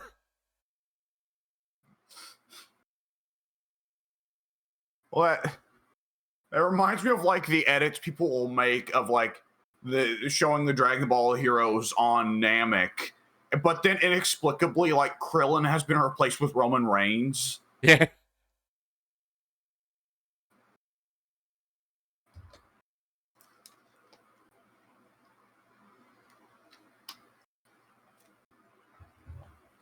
Ugh.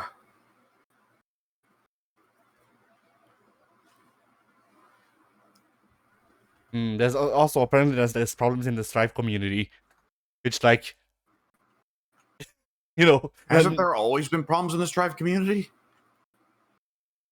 maybe, but apparently one of the bigger Strive players is stepping away from Strive after getting banned. For what? Let me see.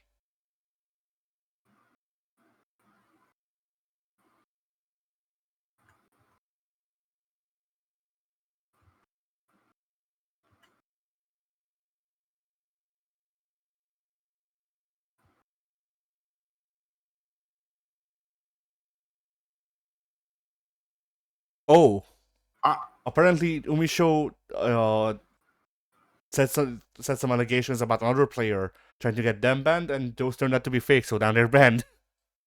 Oh. And this is controversial in the community. Why?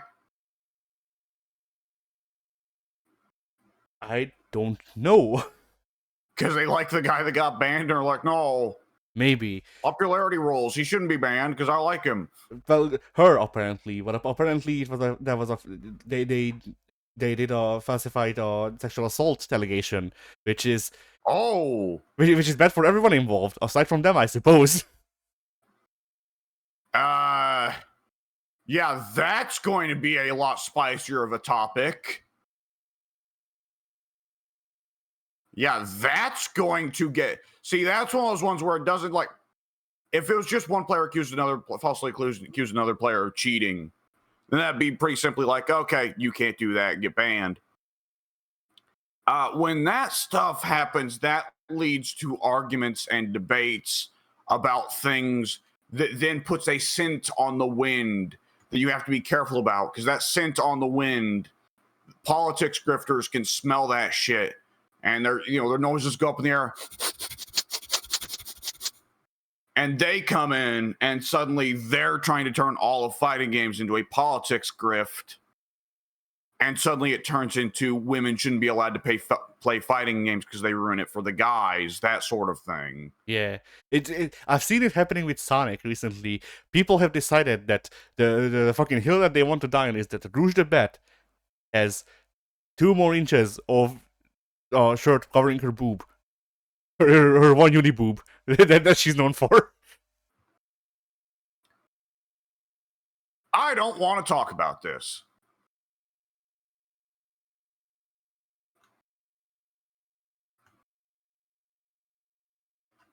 Yeah, that is very definitely awkward, dangerous territory there. And I mean, the fighting game community has generally been able to avoid a good deal of being problematic, other than LTG, which everybody can agree that LTG is a problem, and the Smash community, which just continues to be the laughing stock of the rest of the FGC in a way that makes even the Mortal Kombat guys look dignified. Like, other than that, realistically speaking, from what I can recall, Sonic Fox has had drama from time to time because that dude just does not turn down a fight on Twitter, just does not turn down an argument on Twitter. And it's like, dude, how do you not have better things to do with your fucking time?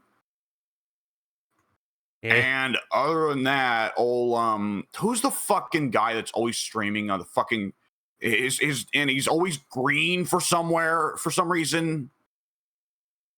Hmm. And he puts his webcam like underneath him, looking up at him. Leffen? No, Eris? I think Eris. Oh, what the fuck has Eris done to the fighting games? I thought he quit after, not commentating Tekken. Well, I think he kind of more or less left there because, like, a decade ago, someone asked him, like, some journalist asked him, what about toxicity and sexism in fighting games? And Eris's response was something very clumsily that was just like, well, I think the toxicity and sexism are a big part of the fighting game community and their nature and their spirit. It's like, no, Eris, you should have just kept your fucking trap shut, you dumb shit. Other than that, I struggle to think of stuff. Well, infiltration beating his wife, but that's less of a toxic culture thing and more just him being an asshole in his private time.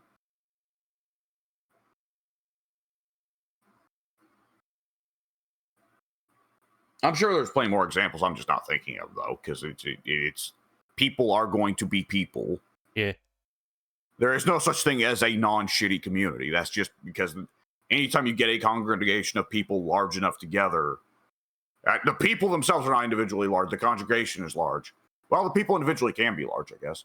But anytime you get together, depends on how much Smash they play. Yeah. Sorry, I had to go for it. Look, yesterday, I was my family apparently at some point earlier that day while I was asleep, they went out to some cafe that had a tabletop gaming theme.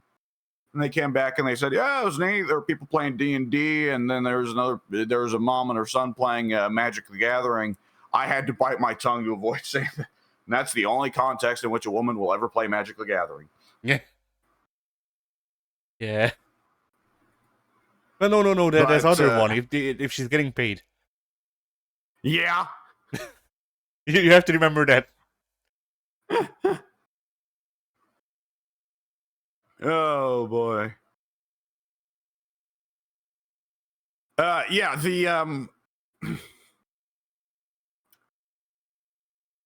if you get together a large enough congregation of people, like, the smaller the group of people, the bigger the possibility that they're all decent folk. But that number that percentage chance becomes just infinitely more dire once the number gets bigger than 10. Yeah. And I don't mean 10,000. No, I mean 10.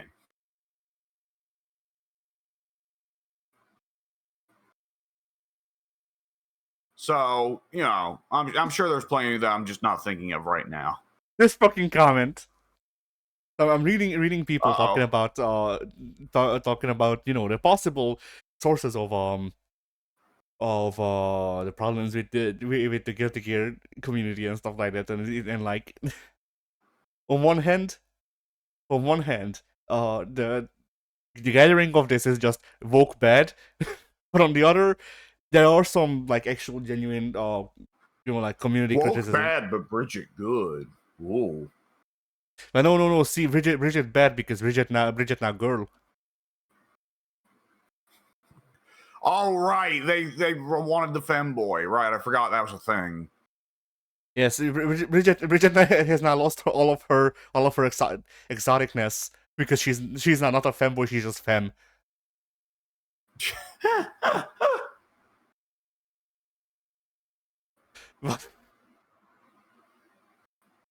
But yeah. It's just doing the bit from the Mulan picture edit. You mean you're not a clumsy femboy twink? Yeah, I can't believe I was in love with a woman.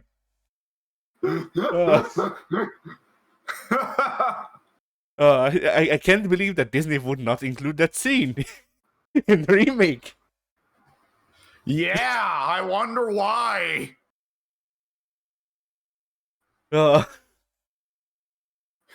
Het you. Yeah. I don't know. I don't know what's worse. Worse shortening. I don't like het. I don't like YT for white. Apparently, like whenever I see people post like that, for one I go, okay, so you're one so you're that type of person. But also, yeah. Het, there's something I love about het. It's just so like clumsy. See, I like het better when it's written with with Cyrillic letters, so it's actually net.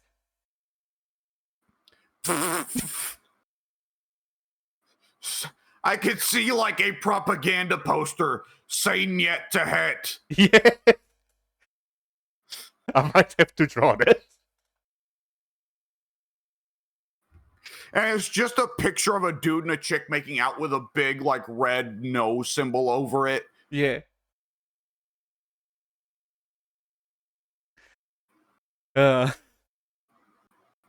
What was I gonna say? Fuck. Yeah, like there's a certain type of whatchamacallit, like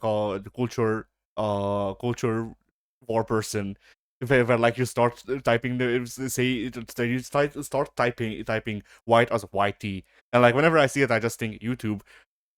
What's the problem with YouTube? Why are you saying YouTube is racist? I mean, I guess, but like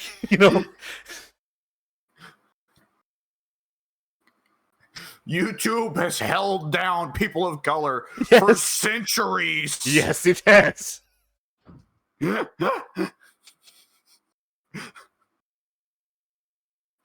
YouTube people be like, yes.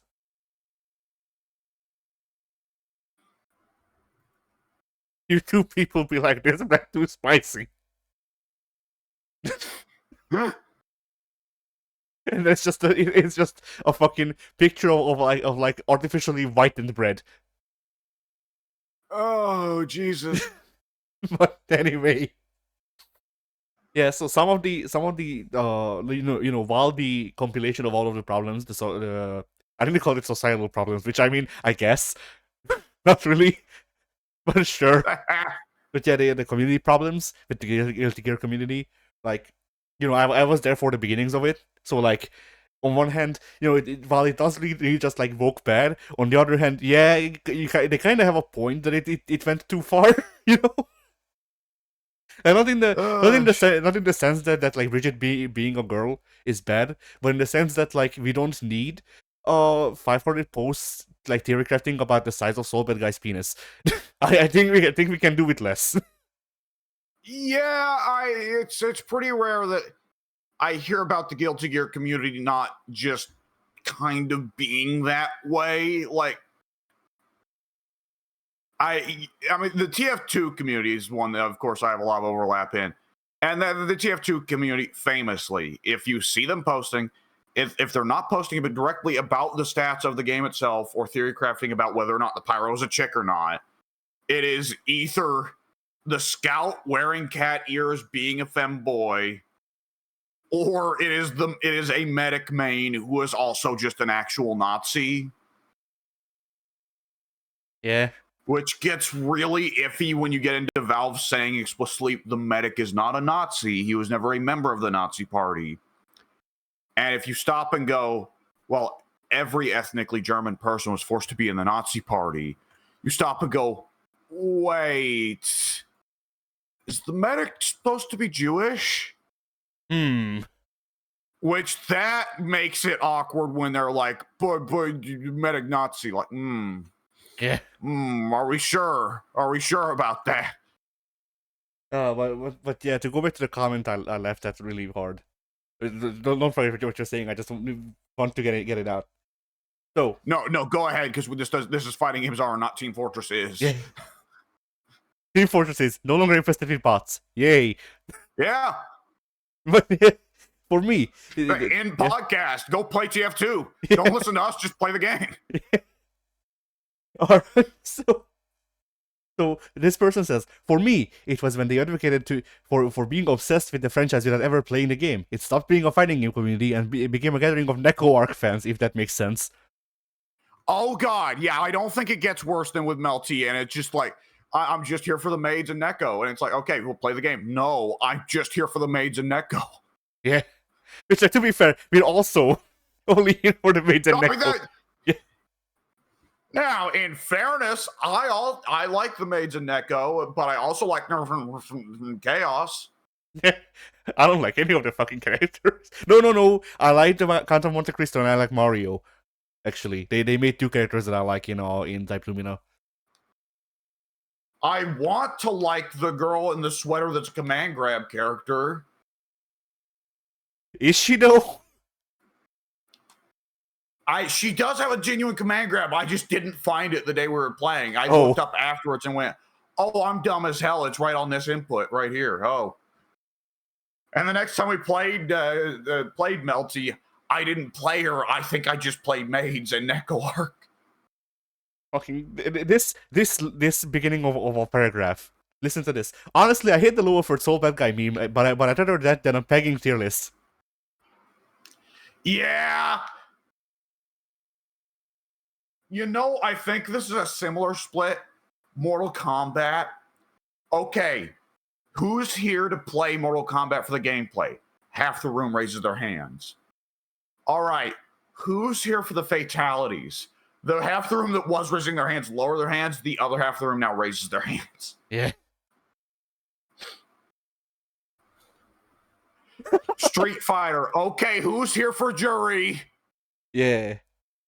Listen to this. Okay, no. You know what? Forget the fatalities one. Mortal Kombat, it's, okay, who's here for Melina? And then who's here for Reptile? Yeah. Either way, you're getting Vor. Yeah. Did I fucking... I never told you shit. So YouTube has the thing where it tells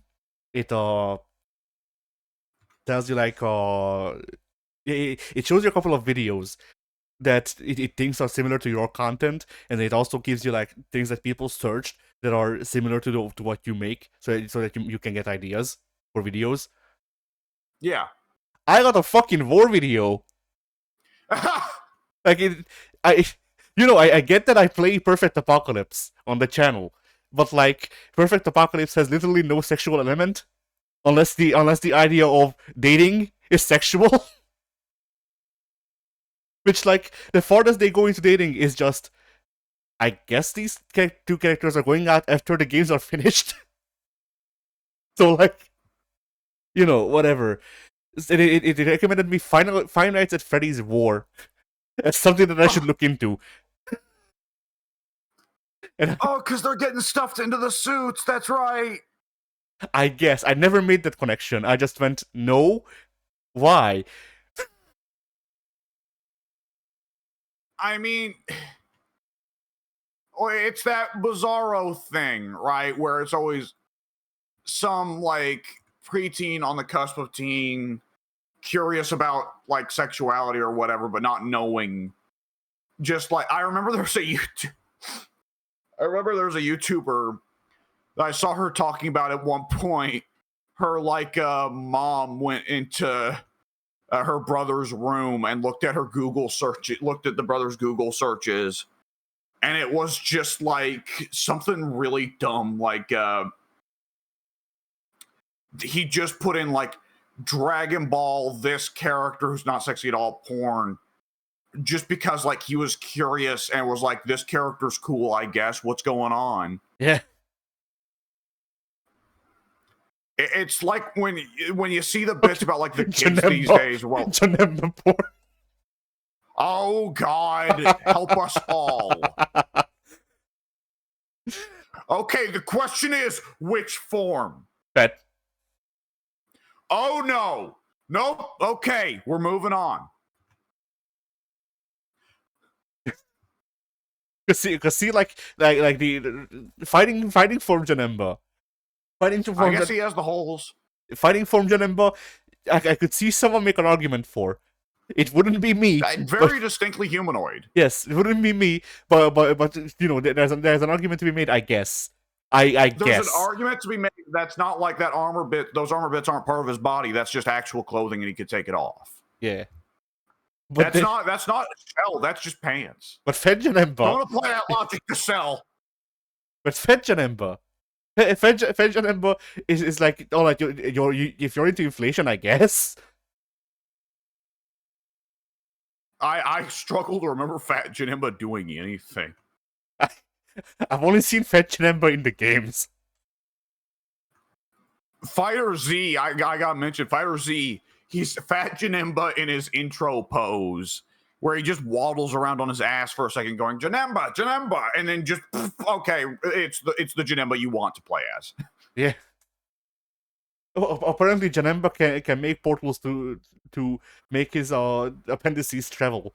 Make of that what you may, I guess. In this context, well, yes, that is a thing that the skinny Janemba, the humanoid Janemba, can do, and in Fighter Z, he uses it to punch you from the other side of the stage like Gargos. Yeah, but I mean, like I'm seeing pictures from the movie. I think that he's in, and yeah, the Fat Janemba can also do that. So yeah. Oh shit! Woo! Guess what I found? Oh no! It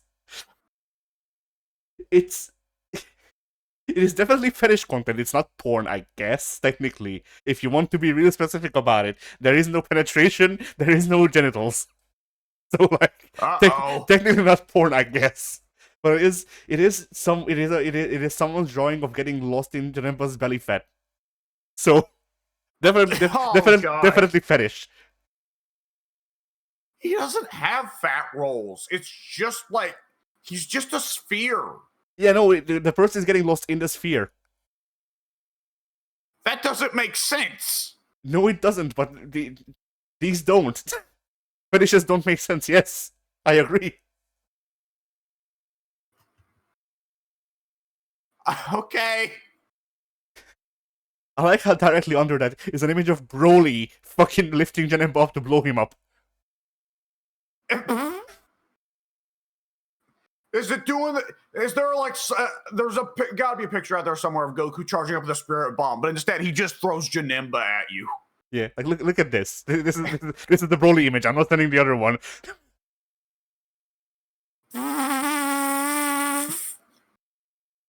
It doesn't look like Broly's trying to blow him up. It looks like Broly's like dancing with him. Yeah, maybe.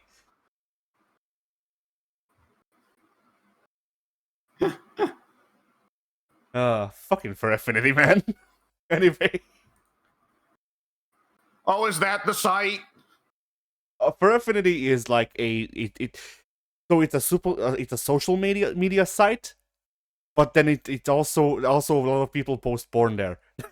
So it's like so like, you know, it's one of those things where like, all right, if you want to join like a big community, then for Affinity is there. You can sell like, you know, remades and shit and whatever. You can post your art. Also a lot of porn.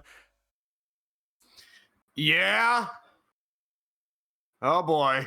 Yeah, that's a good reason that I don't go to for Affinity and then instead just get recommended images on Google image search, you know.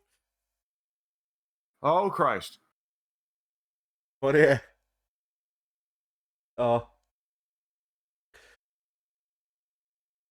Anyway, oh yeah, listen to this. These are two these are a post and an answer to that post. So, someone starts off their paragraph of comment with, "Only posting just has to be moderated like everything else," and then the reply, "Daisuke's vision."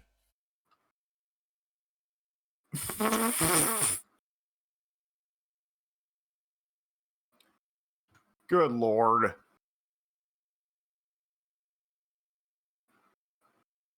But yeah, you know, the thing with the Guilty Gear community to me is that like you can see this with basically any community that I got shoved out of, more or less, but to lesser extents.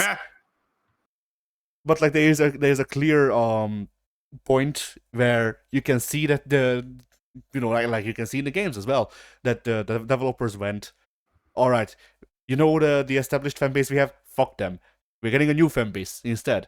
And then in the community you can also see a shift in discussion with Assassin's Creed.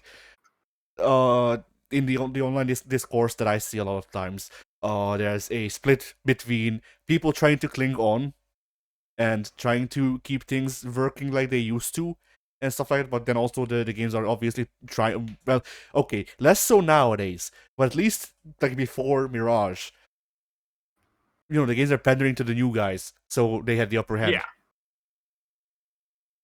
Yakuza, all of the old people left. Like the only old people who remain are the people who, like the changing direction. Story.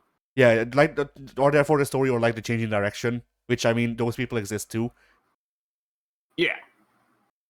And then Guilty Gear, similarly, the Guilty Gear community got hit the hardest because the Yakuza community, even before the changing direction for the series, was already fucking useless. It was already just memes and whatever, so like the quality didn't dip. But the Guilty Gear community used to be more robust, from what I remember. Like, you had your memes still and stuff like that, but like before Strive, it was more so like, how the fuck Johnny? Not how to fuck Johnny, but how the fuck do you deal with him? Yeah. And like the horny set in hard. Yeah, and then Strive dropped, and the old heads like me who apparently fucking joined the series with the second game, as it turns out. But yeah, like the old heads got like just kind of hosed off, and then now all you have is just the people horny posting, because that's how communities are built nowadays, I guess. We are definitely living in an era of horny. Yes. And like there's a thing there where like there's a false equivalency also drawn there, which isn't held by either side politically, I guess. in that like people are young people are becoming more conservative as a pushback against their elders, because that's how rebellion works. Yeah. And that means that that young people are not just pushing back against horny stuff. They're also pushing back against LGBT stuff and all that, which, like, when you look at it whatchamacallit, when you look at it in a cyclical way, like, this is how humanity has always worked, then yes, it is how humanity has always worked. But there, I think, needs to be said something about how even progressive people usually seem to tie LGBT identities to sex, and how that doesn't really help their case when going up against the rising pushback against hedonistic sex culture. Yeah. Because like there would be pushback against LGBT people anyway, because that's how society works. That's how that's how rebellion works. But for every reaction, there was a reaction. Yes. But it wouldn't be this hard if like for the past like 30 years it wasn't just like, oh, being gay just means that I fuck other people, which, like, yes, it does mean that, but also, maybe we can make other qualitative differences. maybe focus on how you're not different, and then just go, but also this. I don't know, like. Maybe we don't center the entire thing of LGBT, like, because for gay and bi people, like, it makes sense why they focus on the sexual aspect, because that's the major difference between straight people and gay people or bi people. But LGBT isn't just that; it's also trans people. It's also all 50 words under the letter A and stuff like that. Yeah, and a lot of those, like, trans people aren't intrinsically tied to sex. Like, it's the way they have sex isn't it doesn't change, does it? I mean, Yeah, I guess if they get bottom I surgery, don't but know. like if they get bottom surgery, I suppose it does. But like most people don't because it's very expensive and not many people, not many doctors are willing to do it. You know. Yeah, yeah, So, uh, yeah, like the difference between trans people and cis people, I guess. People who yes, cis people. I don't. I wanted to go with a term that hasn't been tried to be used as a slur, but like I can't. I don't know any others. yeah, But yeah, so the difference between trans people and cis people isn't who they're attracted to or how. It's it's just a difference in how they perceive themselves and the world. Mainly themselves, honestly, but sometimes that affects the world. yeah. And like that's not tied to having sex. But for the past like 30 years, the LGBT community's whole thing was just like, all right, I want to fuck these people instead of the people you tell me to fuck, which like works for gay people. Well, doesn't work for a lot of others. Yeah.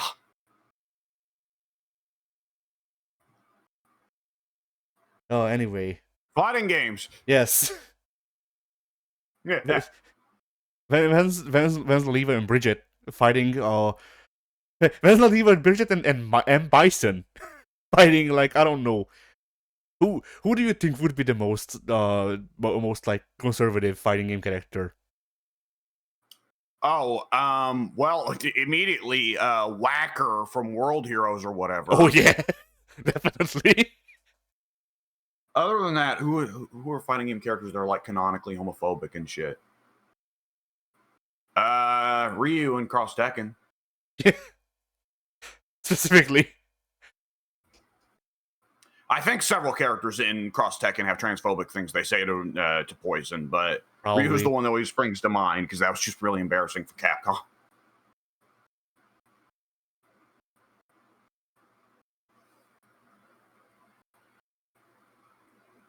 Hmm. Hmm. I don't know, because generally with fighting game characters, you don't want to make them fucking assholes. I mean, you have a couple of Nazis, but they're the outliers. Yeah, I mean, well, of course, that's another one like shit, the Nazi fighting game. Help me here. Akatsuki Blitzkampf. Yeah. Yeah, I Only actually several characters off that cast. I mean, the thing is, I read up on that. Only like 2 characters on the entire cast are actually Nazis, and they're the second to last character and the final boss. Yeah, that makes sense. Yeah.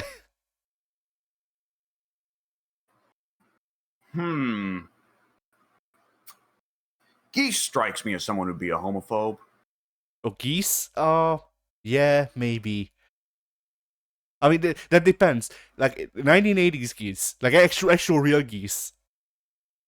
To me, strikes me as like he strikes me as someone who would take the Japanese at their word and just be like kind of okay with like gay people and like trans people and whatever, because that's kind of the Japanese thing as well, where it's like historically they were fine with it, and then in waves they're just not cool with it. Okay, you know what is an actual, arguably semi-canonical one? Yeah. Liu Kang. Oh, oh no! He's the one character in Mortal Kombat X that acts homophobic towards Kung Jin. And that's why Kong didn't learn MK12. Yeah. All right. Yeah, Liu Kang.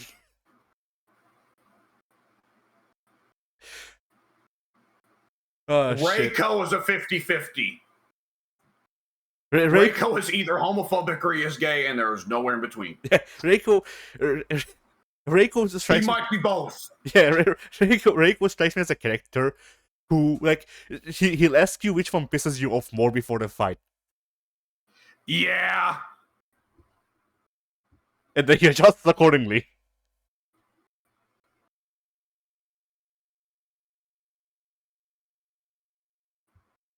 Huh.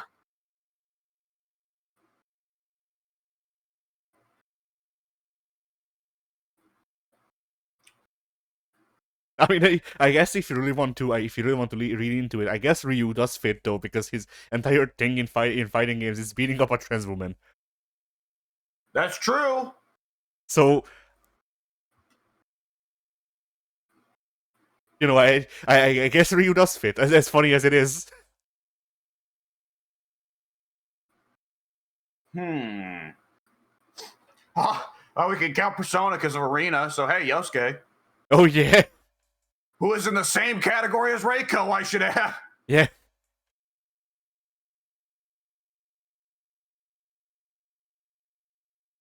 Yosuke's the only one in Persona 4 who's particularly homophobic, isn't he? Him, I feel like I could Kanji. maybe remember Yukiko being slightly weirded out by Kanji, but that's about it.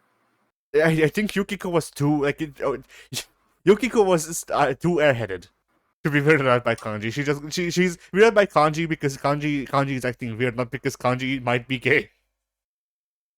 Yeah, her and Chie are kind of the stupid duo of the Persona 4 party. I don't know why, but I feel like Adachi would have opinions. Oh God, well he does. Come on now. Yeah. Mr. Fucking all women are bitches. Yeah.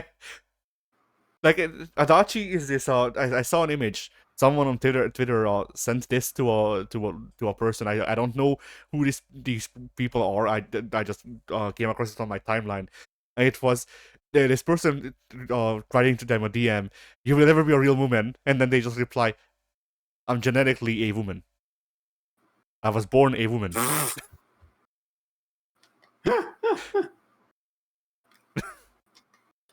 Oh man! And Adachi strikes me as that sort of guy. Well, he can just write actual women.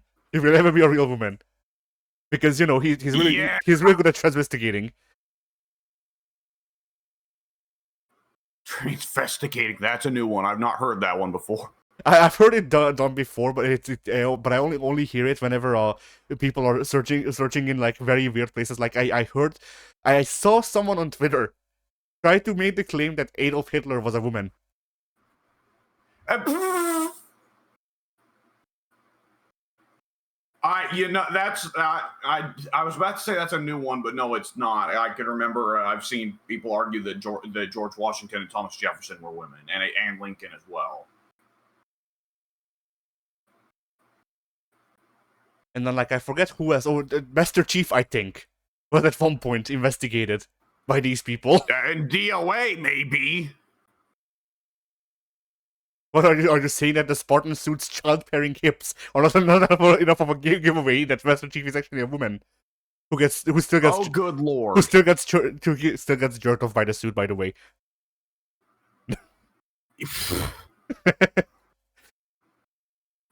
Oh Christ.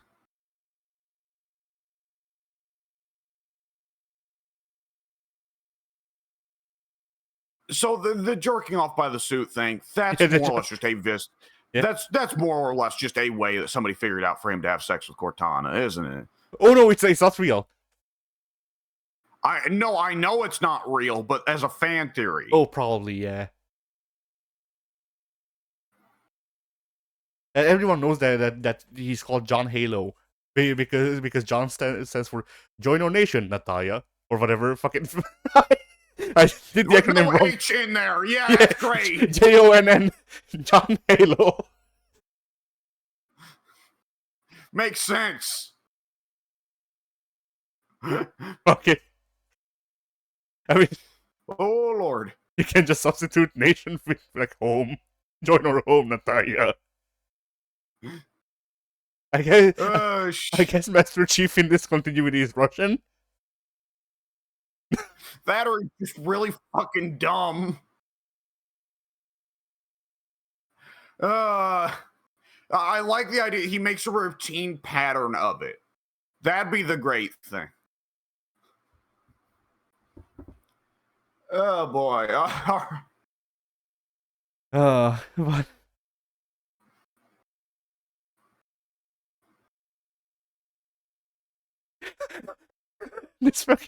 This fucking comment on the fucking Gothic here. The community makes me want to play Exert instead. This is coming from someone who doesn't play Guilty Gear and is just literally like a Street Fighter player, allegedly. The community makes me want to play Exert instead and brave it being a big escort fighter, which is it's certainly a thing. Yeah.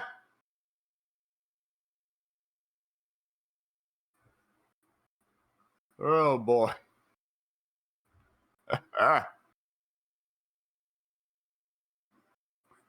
All right. Fighting games, huh? Yeah. We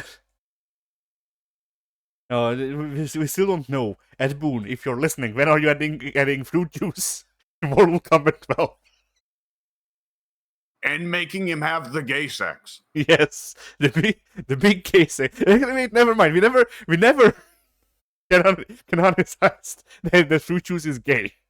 He's fruity, but that's just his flavor. Yeah, it's true. Okay, which is better, for him to have sex with everyone or no one? I feel like it would be better.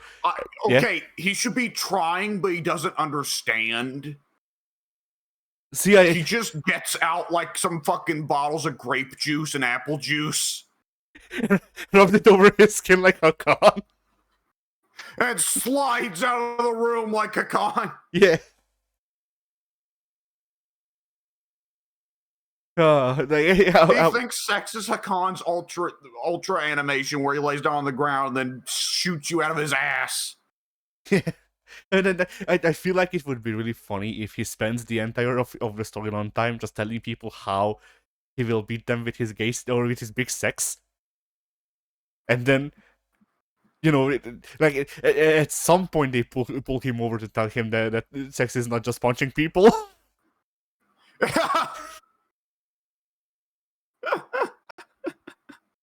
Oh, Christ.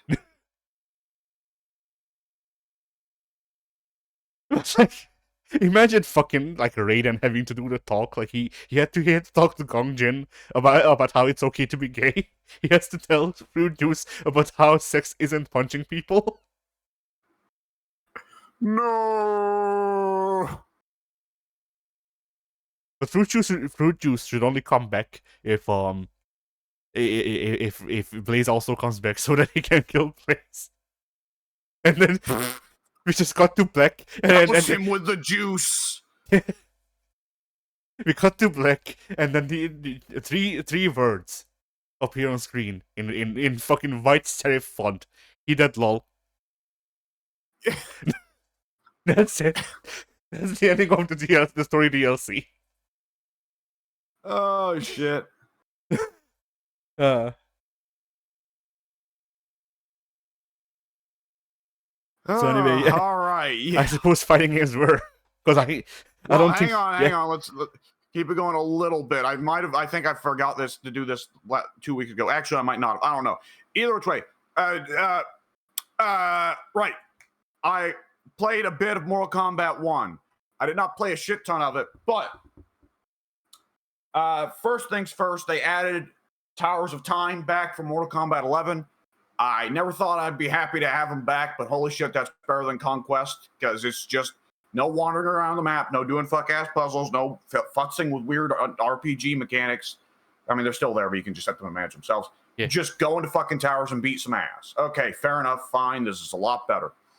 The other thing is that they went through and gave, touched up everyone on the roster. A few characters got new moves. Most of the cameos got new moves.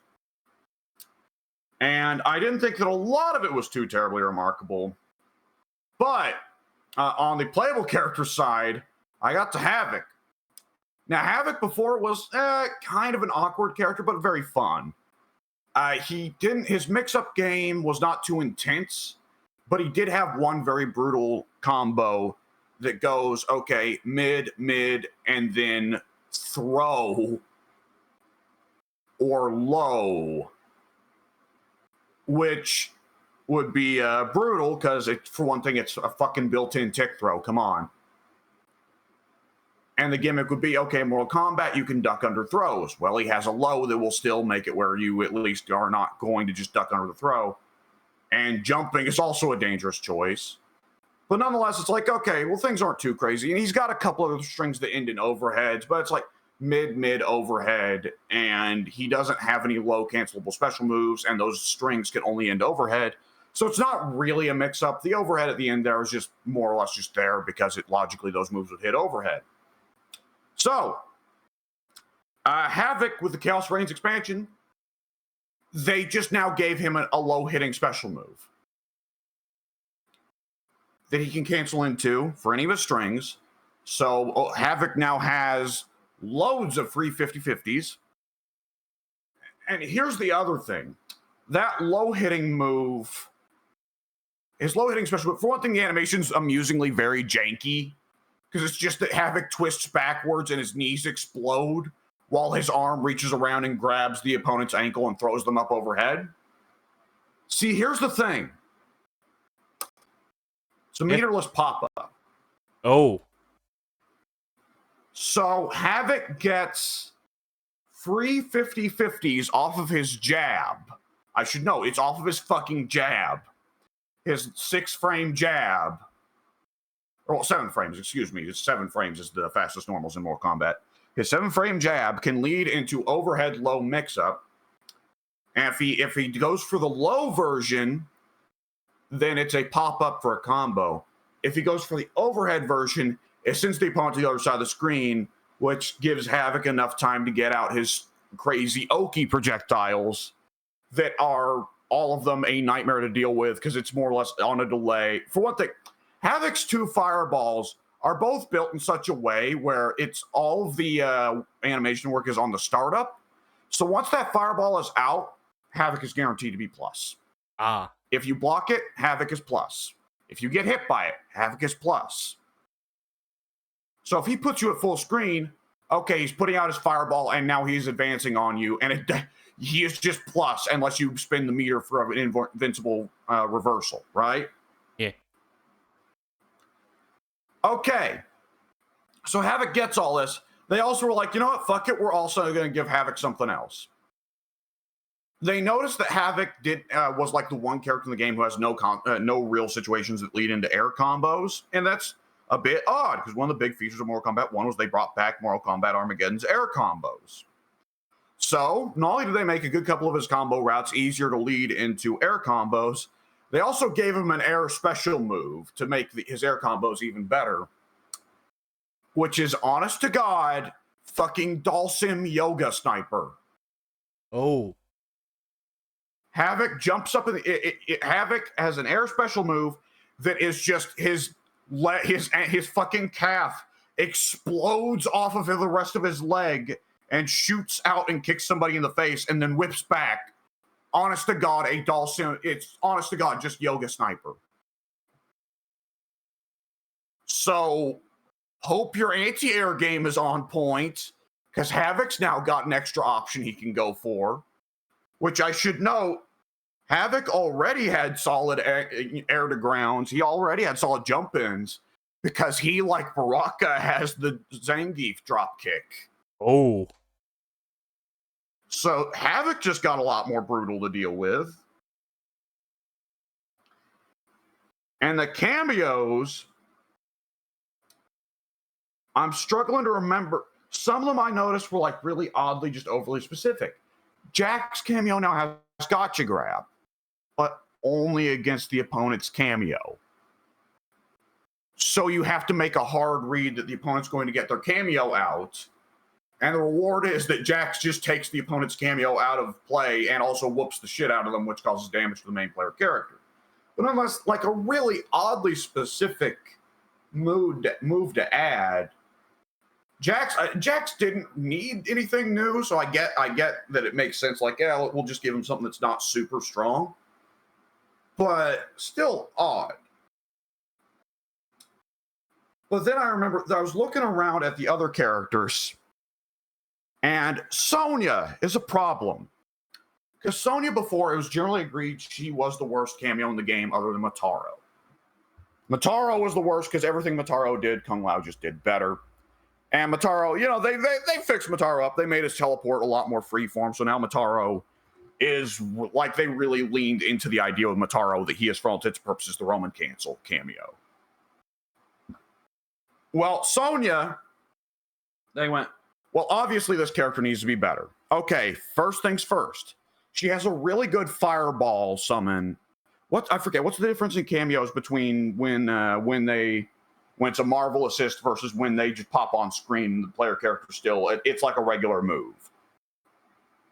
Ambushes and what's the non-ambush one? Well, either which way, she's had since launch a non-ambush cameo move that is she pops on screen and she does the rings projectile. And it was good to begin with because it's a high-hitting projectile that's very safe, very fast. Nice one to throw on many of the characters that don't have fireballs, like your Ermacs. But, okay, well, now it hits mid. And it's a fireball that is mostly plus, and like it consumes like no cameo meter. Okay, that's already pretty strong. Because mid-hitting projectiles in MK in NRS games are brutal. But here's the real one. They gave Sonya a new cameo move for when you're in the air, where Sonya from on high above the stage. Am I still here? Can you still hear me? Yeah. Okay. Sonya from on high dive kicks into your player character. She dive kicks your character and then bounces off of your character and dive kicks the opponent. Oh. So for one thing, this fundamentally means Sonya is an air fireball. It gives everybody on the roster Zanku Hadokens as long as they have Sonya as their cameo. That's already pretty nuts, especially when you throw onto a character like Ermac, who already has all the air tools in the world. Or fucking Homelander, good lord. Well, Homelander already had an air fireball, but it's a little bit weird. But here's the other thing. The dive kick is a ground bounce. Oh. So it's an air fireball that's a combo starter. And also, if you're already air comboing, it's like a free air combo linker to turn one air combo into another. So Sonya is now a very different cameo to have. Because she still got the shit she had before. It was just very practical, but not very flashy. Now she's got this shit. Yeah.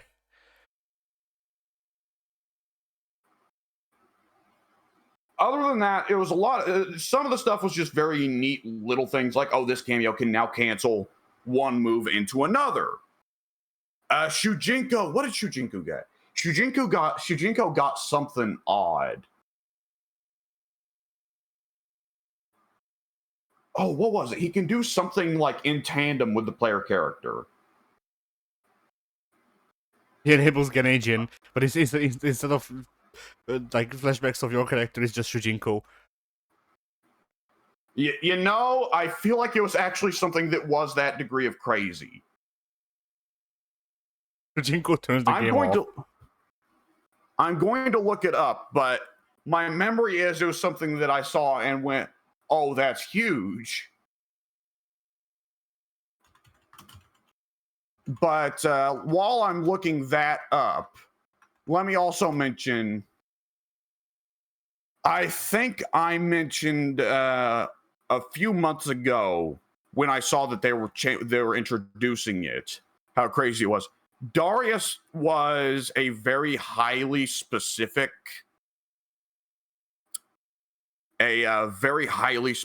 cameo before, who was really good for Reiko and kind of just trash for everyone else. So they gave him a new move where anytime the opponent is down, like knocked down, you can press down cameo. Darius will enter from the opponent's side of the screen and just stand there and wait over the downed opponent. And whenever you release the cameo button, Darius does an overhead axe kick that hits overhead and is a combo starter. It's a pop-up. So anytime you have Darius as your cameo and you get a knockdown, it's like, yeah, absolutely, just plant Darius on him. So he's just free Oki.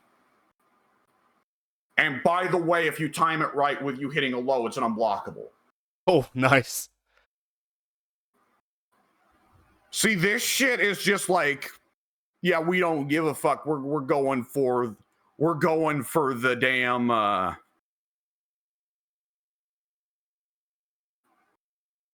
sorry. Now I'm looking at Shujinko's moveset, but we're just going for. Okay, that's right. Yeah, Shujinko. They gave Shujinko Cameo the ability to come on screen and do 2 normal combos, not his usual stuff of imitating the opponent. One of the normal combos he can do is he can just go out there and throw out an overhead. So, okay, well, now he's a free overhead for everyone who wants an overhead to throw onto their strings. But he also now has a kick to the nuts that is a restand crumple for combo starting. And my memory is failing me for much of the roster, but it honestly just keeps going where all of the cameos that were not DLC cameos got these touch-ups so that now that they're on level with how crazy some of the DLC cameos got. Because, good Lord, how can you wouldn't think that, I mean, once Janet Cage entered the picture, it was like, yeah, all the vanilla cameos need buffs, because how the fuck do you keep up with Janet Cage turning any character in the roster into fucking Carl Clover? Come on. Yeah. I like to imagine that. What's going on the Mortal Kombat front? I like to imagine that the Shujinko not kick. It takes like 50% meter, and if you input 2 of them back to back, then Shujinko just does 2 kicks to the nuts. Just burning meter for a laugh. Yeah. If you go into training mode and just keep doing it with infinite cameo meter, Shujinko just keeps kicking the opponent in the nuts. Yeah, I mean, that's part of the joy in these games, is popping into Mortal Kombat, the training mode, and just turning on infinite meter and just seeing the stupidest shit that you could hypothetically do in an infinite meter scenario.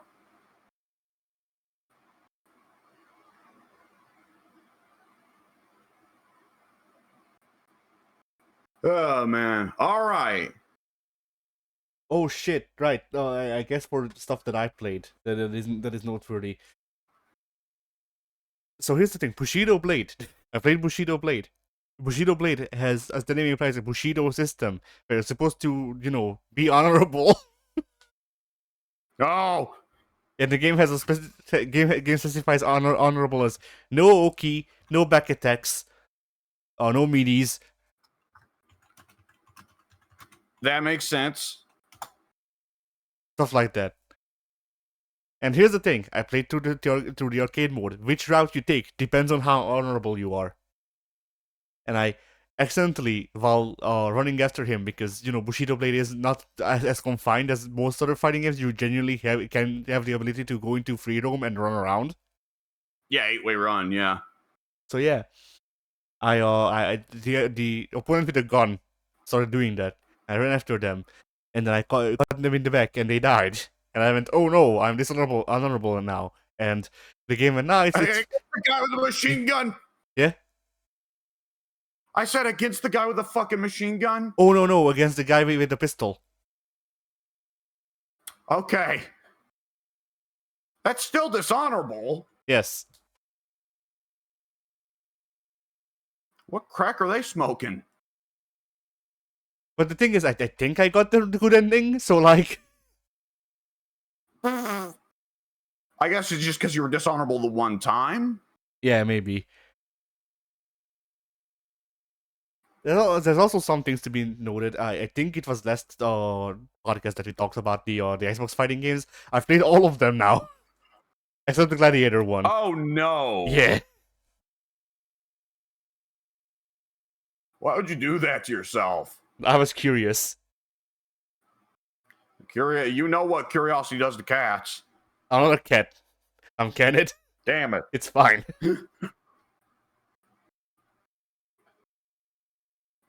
So, first things first, Fist of the Lotus. Which is Tao Feng Fist of the Lotus, which was the game that Tobias made, John Tobias, after leaving NetherRealm, or, Midway. Yeah. Let me tell you, it's not really Mortal Kombat. Oh. Like, credit where it is due. Game is very pretty. Like, surprisingly so. even on like proper resolution and shit. The lightings are very surprisingly good. Which I mean, from what I understand, the OG Xbox has a really good lighting engine or lighting engine support. So it makes sense, but still very whatchamacallit, very surprising how good the game looks. Yeah. So they decided that it was a good idea to have 3 rounds, well, somewhere between 3 and 5 rounds actually, to win a match. Mm. Yeah. So how it works is you fight, and then one of you loses their health bar, and then they go, oh, and they fall over, and then they get up, and round 2 starts, and then Yeah. then one of you loses their health bar again. Oh, by the way, they get up more bloodied, but yeah. And then one of you loses their health bars again, and they go, oh, and they fall over, and then they get up more bloodied, and round three starts, and you go, what the fuck? Yep. Not to mention that this game has dialogue combos. Like it is genuinely not Mortal Kombat. Like, you know, Oh Jesus. dialogue combos, fucking. I don't need to send you. I was gonna send you one of the character designs because it's not Kitana, like not 3D era Mortal Kombat Kitana. It's very explicitly. And Okay. yeah, but I if memory serves, I posted that last time when we talked about these games. I think so. Yes. Yes. I could probably scroll up in the text chat and see it. Yeah, she has a string that does, I want to say, 50%, maybe 75. Makes the game simpler for you. Yeah. Okay, that's tough. And both of the images I posted are not Kitana.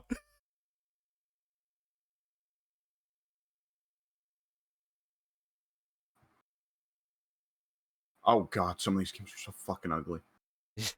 I'm assuming you're on the Kung Fu one.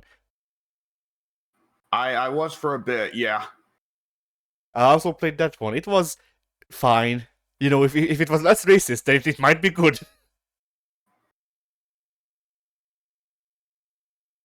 I still swear that samurai character is supposed to be John Belushi. Maybe. There's a possibility I'm wrong, but it's low. But yeah, Tao Feng, it just like, it was okay, I guess. You know, like it's one of those things where like if I sat down and tried to learn these characters and I tried to learn their combos, because that's what the things seem to be. Like normals don't exist. Normals, like, you know, technically normals exist within the game. You are not supposed to use them ever. Normals are there to play the first animation of a combo. Eh? And then combos, they do 25 to 75% damage depending on what combo. Now, you really quickly get into the thing of like Order Soul Dragon Install. Because these combos have no overlap. So it's not like Tekken, where you can start doing like one pre-canned combo and then, you know, be like, hey, I don't fucking know what follows this up, and then mesh something out. No. You do the pre-canned combo or die. That sounds right, yeah. And yeah, that's it wasn't the greatest of experiences. I think I left the game without having actually completed the arcade mode because like I was playing as not Jet Li and he was not fun. I would imagine so. Oh, then yeah, the next one that's noteworthy is Kakuto Chojin, the one that got banned. Oh. The Kakuto Chojin, you know, it got recalled because of the audio sample that they use in the whatchamacallit, the music. I tried playing it. I got a match in. That game used the fucking graphics so hard. It looks really fucking good. When we looked it up last time, you read that that it looked even better in the advertisements, and people were disappointed with how it looked. Like fuck, I don't know what it looked in the fucking advertisements, but this looked like a late era PS fucking 3 game.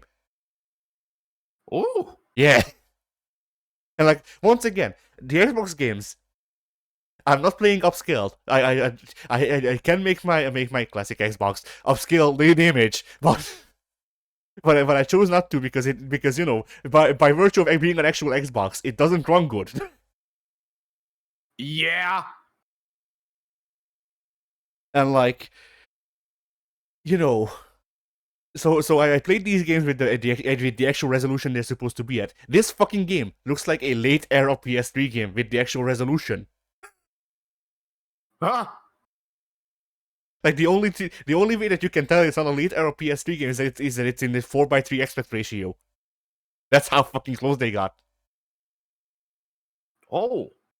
Or at least I would say, like, I don't know, the models might look dated if you can see them work fine, but for whatever reason, the game ran at, I wanna say, 3 frames a second while the audio was fine.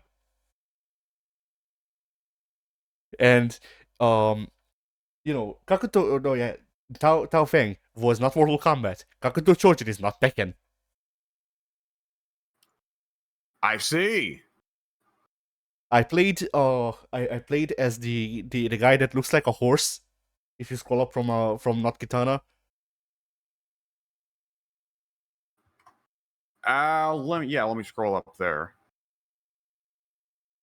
Oh yeah, that guy. Yeah, I played as that guy because I figured that he looks interesting, and he does Taekwondo. In fact, he's Horang, I see. like just straight up Horang. The only move, I guess he might not have Hunting Hog because Hunting Hog is not an actual Taekwondo move; it's Horang. But like I swear that they used more or less the same mechanics for how to adapt Taekwondo to a fighting game, and very similar animations. Very similar animations to Tekken. Oh. Like to the point where like maybe. Ooh. Because like once again, like I don't play. It's one of those things where like, I don't play Horang a lot, but I used to play Horang a bit, and like I got moves out of this guy that I get out of Horang whenever I play him. The only stuff that he doesn't have are stuff that Horang got after Tekken. I don't know when this would have been, like Tekken 4 or 5. Yeah, Tekken 4 was more or less at the start of the console generation. Tekken 5 was more or less at the end. Then I guess 4, but still, like Horang, if memory serves, didn't have his like push kick where he turns the other guy around and does a side switch. And like this guy didn't have it from what I could tell. But at the same time, the game was running at 3 frames a second, so like maybe some of my inputs got eaten. It's hard to say, you know. Yeah. That being said, like I played the game, it was still fine. Like I still enjoyed it somewhat. It was very funny to play, but whenever I actually got to play the game, it was fun. I would love to play it when it's not, running at 3 frames a second, when it's running at least 30, preferably 60. That does sound nice, yes. But it looked like it had actual promise, so that was cool. I should also note that I figured out that I can't actually play the game is that it started loading me into the second fight, and I want to say the loading took 5 minutes, and in those 5 minutes, we got the entirety of the quote of the character before they even showed up on screen, and then 5 minutes more of them slowly fading in, and the camera going around them a bit, like I want to say 30 degrees around them, and yeah, and then the game just stopped. He just did a freeze frame. It gave up. Yeah. Which, I mean, fair enough. But yeah, then Loons, The Fight for Fame, is the shittiest fucking Power Stone ripoff I've ever played. And I don't mean that in the sense that, like, oh, it's shameless. No, it is genuinely bad. It is not good. It is a bad game. I see. So, imagine this. You're playing Power Stone, but the only way to eliminate someone is to have a full meter. Your meter is also your health bar. PlayStation All Stars? Yes, but also add on top of this that sometimes minigames spawn and the minigames refill your meter. Oh no. So, I got into a fight that took me, I want to say, 15 to 20 minutes, where it was just me as Bugs Bunny against Sylvester the cat. And at the end, Sylvester got stuck on geometry. I waited for a minute for him to get unstuck, and then I killed him, and I went, alright, that's enough. Yep. Because, you know, before he got stuck for a minute, I fought him for 12, at least. And oh, Jesus. Can't quite say I enjoyed the fighting Sylvester alone for 12 minutes. And also, the game the game has like these objectives that it wants you to do, and if you don't do them, you can't continue on to the next stage. Because, you know, you needed that. Oh, cool. And so, like, this happened on, I want to say, the 4th stage of 8. Or maybe, no, it was the 4th stage, or it was of like 12. Something like that. So yeah, I saw that I still had like twice as much game to go, and that I didn't do the missions for the stage where I fought Sylvester for 12 minutes, and I quit. Because what do you do at that point? Yeah. But the highlight to the end, Kabuki Warriors. Kabuki Warriors continues the long line. No, not really. The short line of games that I watched growing up, and I went, hey, I would like that, and then I actually got to play it, and I liked it. Oh, all right. Yes, Kabuki Warriors is a 3-button fighting game. I want to say it has a mid attack, it has an overhead attack, and it has a roll. Oh. It also has air combos, and the air combos. Oh. The air combos are like wire fu. Oh. The characters are all like, so you do the arcade mode, and the arcade mode is that your acting troupe is trying to go to Kyo, which, you know, Kyoto, but with the old name. Yeah. But yeah, so you're trying to go to Kyo, and you're trying to get actors along the way to Kyo. You have a budget, which determines how many cities you can travel through without having to put on an act, which an act is a fight. And you fight you fight a different troop in a best of 3, where you match up your characters against theirs in a round. So like you actually have to do some planning on which character you send against the enemy team's character. Yeah. And then once you beat them, you can choose one to replace in your troop if you wish to do so. Okay. So, you start the game off with 3 stagehands. The stagehands are all called Ko, and then or at least if my memory serves, they're all called Ko, and then they have a descriptor of color, like, or at least I think so. Well, you know, I don't know Japanese that well, but Yeah. But yeah, so like the default you get is a white stagehand, like white colored clothes stagehand. They're called Shiroko. The white color stagehands use a stick with like a beanbag on the top of it. They have the best fucking moveset ever. They have every tool that you need. All of the other characters, you know, being Kabuki characters, all of the other characters are weirdos, and then here's this guy with every fucking tool. All of them. Like the only thing Shiroko doesn't have is a fireball. At this point, you know? Yeah. But yes, it's like what if Soul Calibur had rolls and was on a 2D plane strictly? That's the best way I can describe it. It was very fun. I wish that it was a new port at least, because Kabuki Warriors, like, it doesn't have a lot of content, don't get me wrong, but what is there? Holy shit, it's, the better part of mediocre.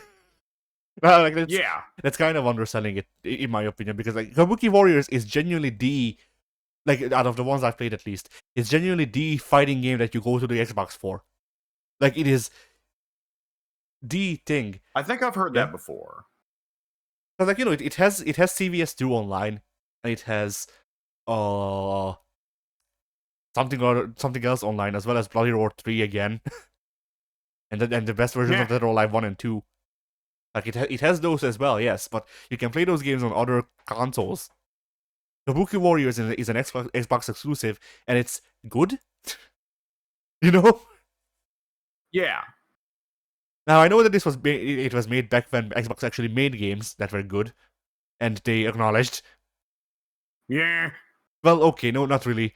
Never mind. Blink the Time Sweeper technically got an acknowledgement in being released, I suppose, but, like, they know.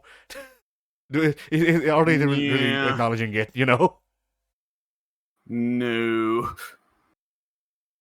But yeah, Kabuki Warriors was a very fun fighting game. It was, like, I was surprised at how it did its own thing while also remaining true to the things that set down by Street Fighter 2.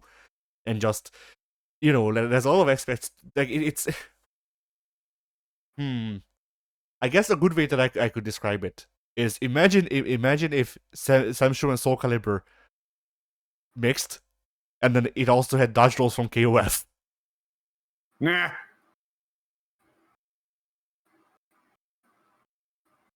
So yeah. That's about all of the noteworthy stuff that I've played, because I've also played, like, Bleach Heat the Soul, which is, like, the only good Bleach fighting game series thus far. It was also only on the PSP, only in Japan. Or, like, the PSP Budokai games. Nah. Where the cast is, like, everyone you'd expect in Broly. Like, none of the the movie characters. Other movie characters? No, none of the other movie characters. Like, no Mr. Satan. It's just the core cast. Like, no, it's not even the core cast. It's Goku. It's 2 Gohans. It's Vegeta. It's Piccolo, Frieza, Boo, Trunks, Cell, right? Cell, yeah, and Broly. I mean, I don't think it's a controversial opinion to say that the Z Broly is the most popular movie character Dragon Ball ever had. Yeah. Like, it's not uncommon to see, like, Dragon Ball marketing, and even, like, the intros to several of the games show the classic 4 villains of Dragon Ball: Frieza, Cell, Boo, Broly. And look at it and going, Yeah. One of these things is not like the others. I mean, we have to replace Vegeta. He's not evil anymore. I mean, the thing is, there is only one movie villain that Super has gone explicitly out of its way to super hard canonize. Yeah. Super 17. They haven't even done that for Cooler. What? Actually, I want to say at some point Super Frieza does mention Cooler, but he's never shown. Yeah.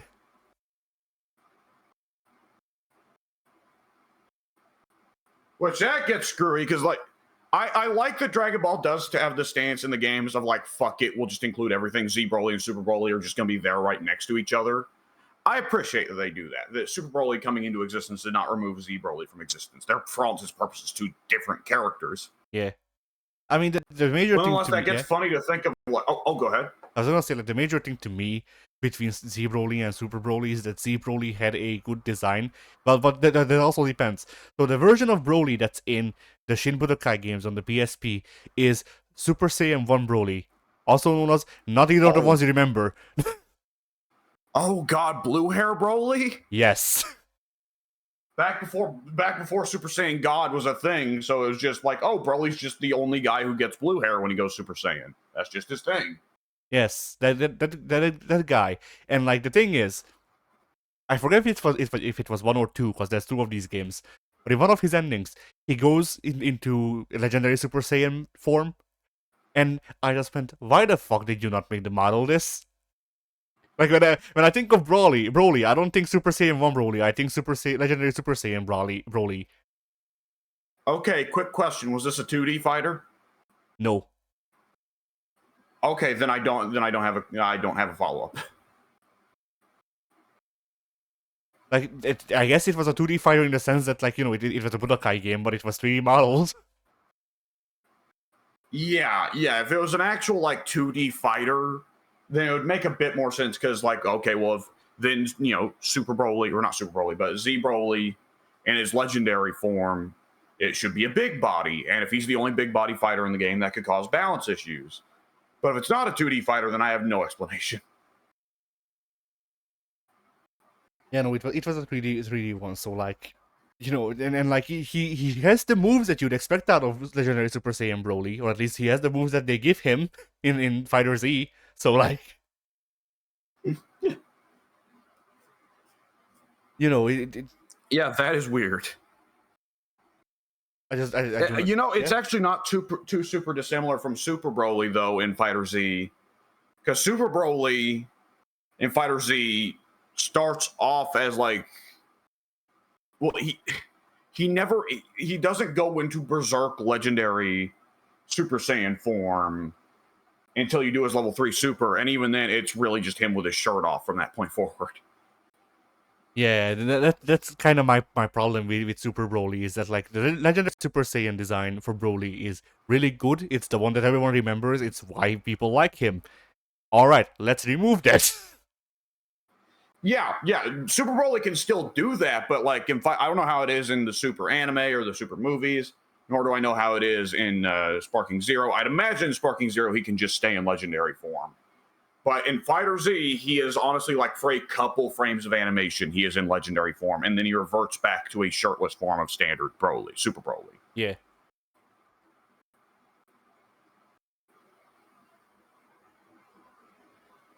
I wonder in part if Super Broly in Fighter Z is just in standard Broly form instead of legendary, in large part so that him and Z Broly are visually distinct from each other. Yeah, maybe. I really like both versions of Broly in Fighter Z. They're both characters I like a lot, though they're both grapplers, so that probably shouldn't be too much of a shock. But very different ways of going about grappling, though. Yeah, I remember. Go ahead. Oh, go ahead. I was gonna say, I remember when we played it together. It was a free weekend on something or other, probably Xbox, because we played with Pink, and they inexplicably made Broly available to everyone. Yeah. And so I went with Broly. That was a mistake. Yeah, I went with Broly, and I played Broly for the first time on recording against you, I want to say. And I don't think you got to take a character ever. No, that would make sense. Which, to be fair, that checks out with how Broly is. But still, it was funny. Oh, man. Oh, excuse me.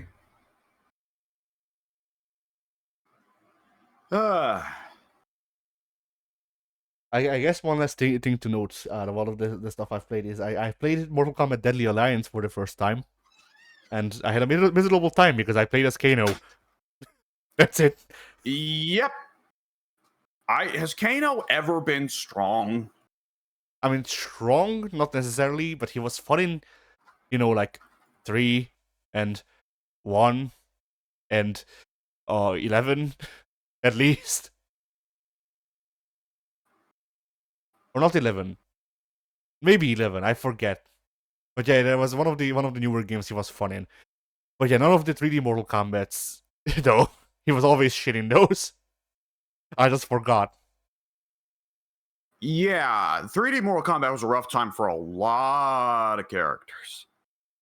Let me tell you, Kano's kit. Kano has Stinky Normals. And then he also has Kano Ball, which is super minus. Always. And he also has Eye Laser, which is also All of the minus frames, all of them gathered together. Like They've come together at last. yes, like I'm surprised that you can't punish eye laser on hit. You know, that's how bad it is. Oh man. Well, that point in time, going into Armageddon, it's like, well, don't play Kano. You play Jarek. Yeah, Jarek wasn't in Deadly Alliance. Right. That's what I'm saying. You switch to Armageddon and you play the real character like Ed Boon wants you to. Yeah. Ugh. Oh, I love Suhao. Oh, Jesus. When is he coming? Fruit Juice and Suhao are coming in the same DLC pack. Mortal Kombat 12. And on that day, Ed Boon will be just fucking murdered. Yeah. I mean, hey, Suhao, like unironically, Suhao, I think there's a way to make him interesting. Just make him a grappler. Just shoot, make him a command grab character. Make him work like fucking King, or at least Tizok. And then he'll be fine.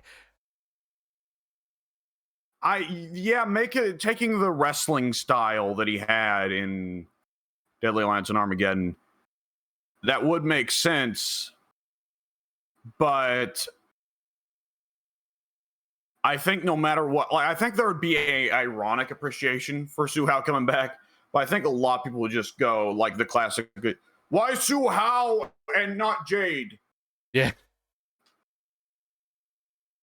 Ed Boon comes out. At this point, they need to the platform just needs to be, fuck it, all three of the female ninjas get in every game. Fuck it. Ed Boon comes out and says, "Alright, it's alright, everyone. Suhao is lesbian."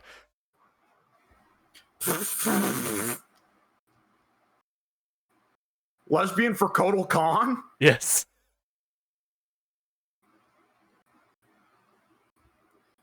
To which Ed naturally responds, "No one's lesbian for Kotal Khan." He doesn't even think. Like, the guy doesn't even have a chance to finish the sentence. He just pistol whip the next guy that says Kotal Khan. Yeah. Okay, just run a campaign hyping up Suhao and his 3 lesbian girlfriends. That's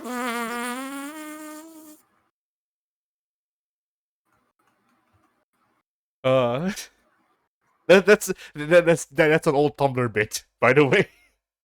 Yeah. Well, there's a Parks and Rec bit that April has her 2 gay boyfriends, so maybe it's a reference. Maybe. Yeah. I don't know. All I know is that people I forget.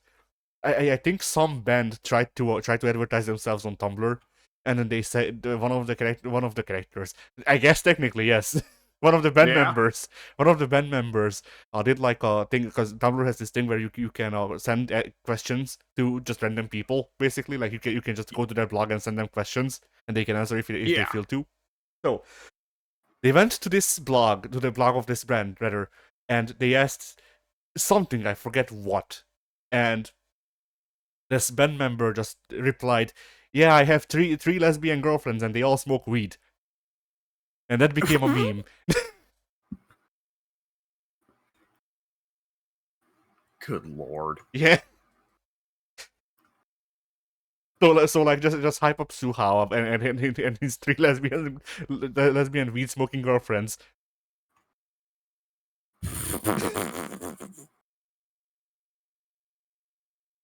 Oh boy.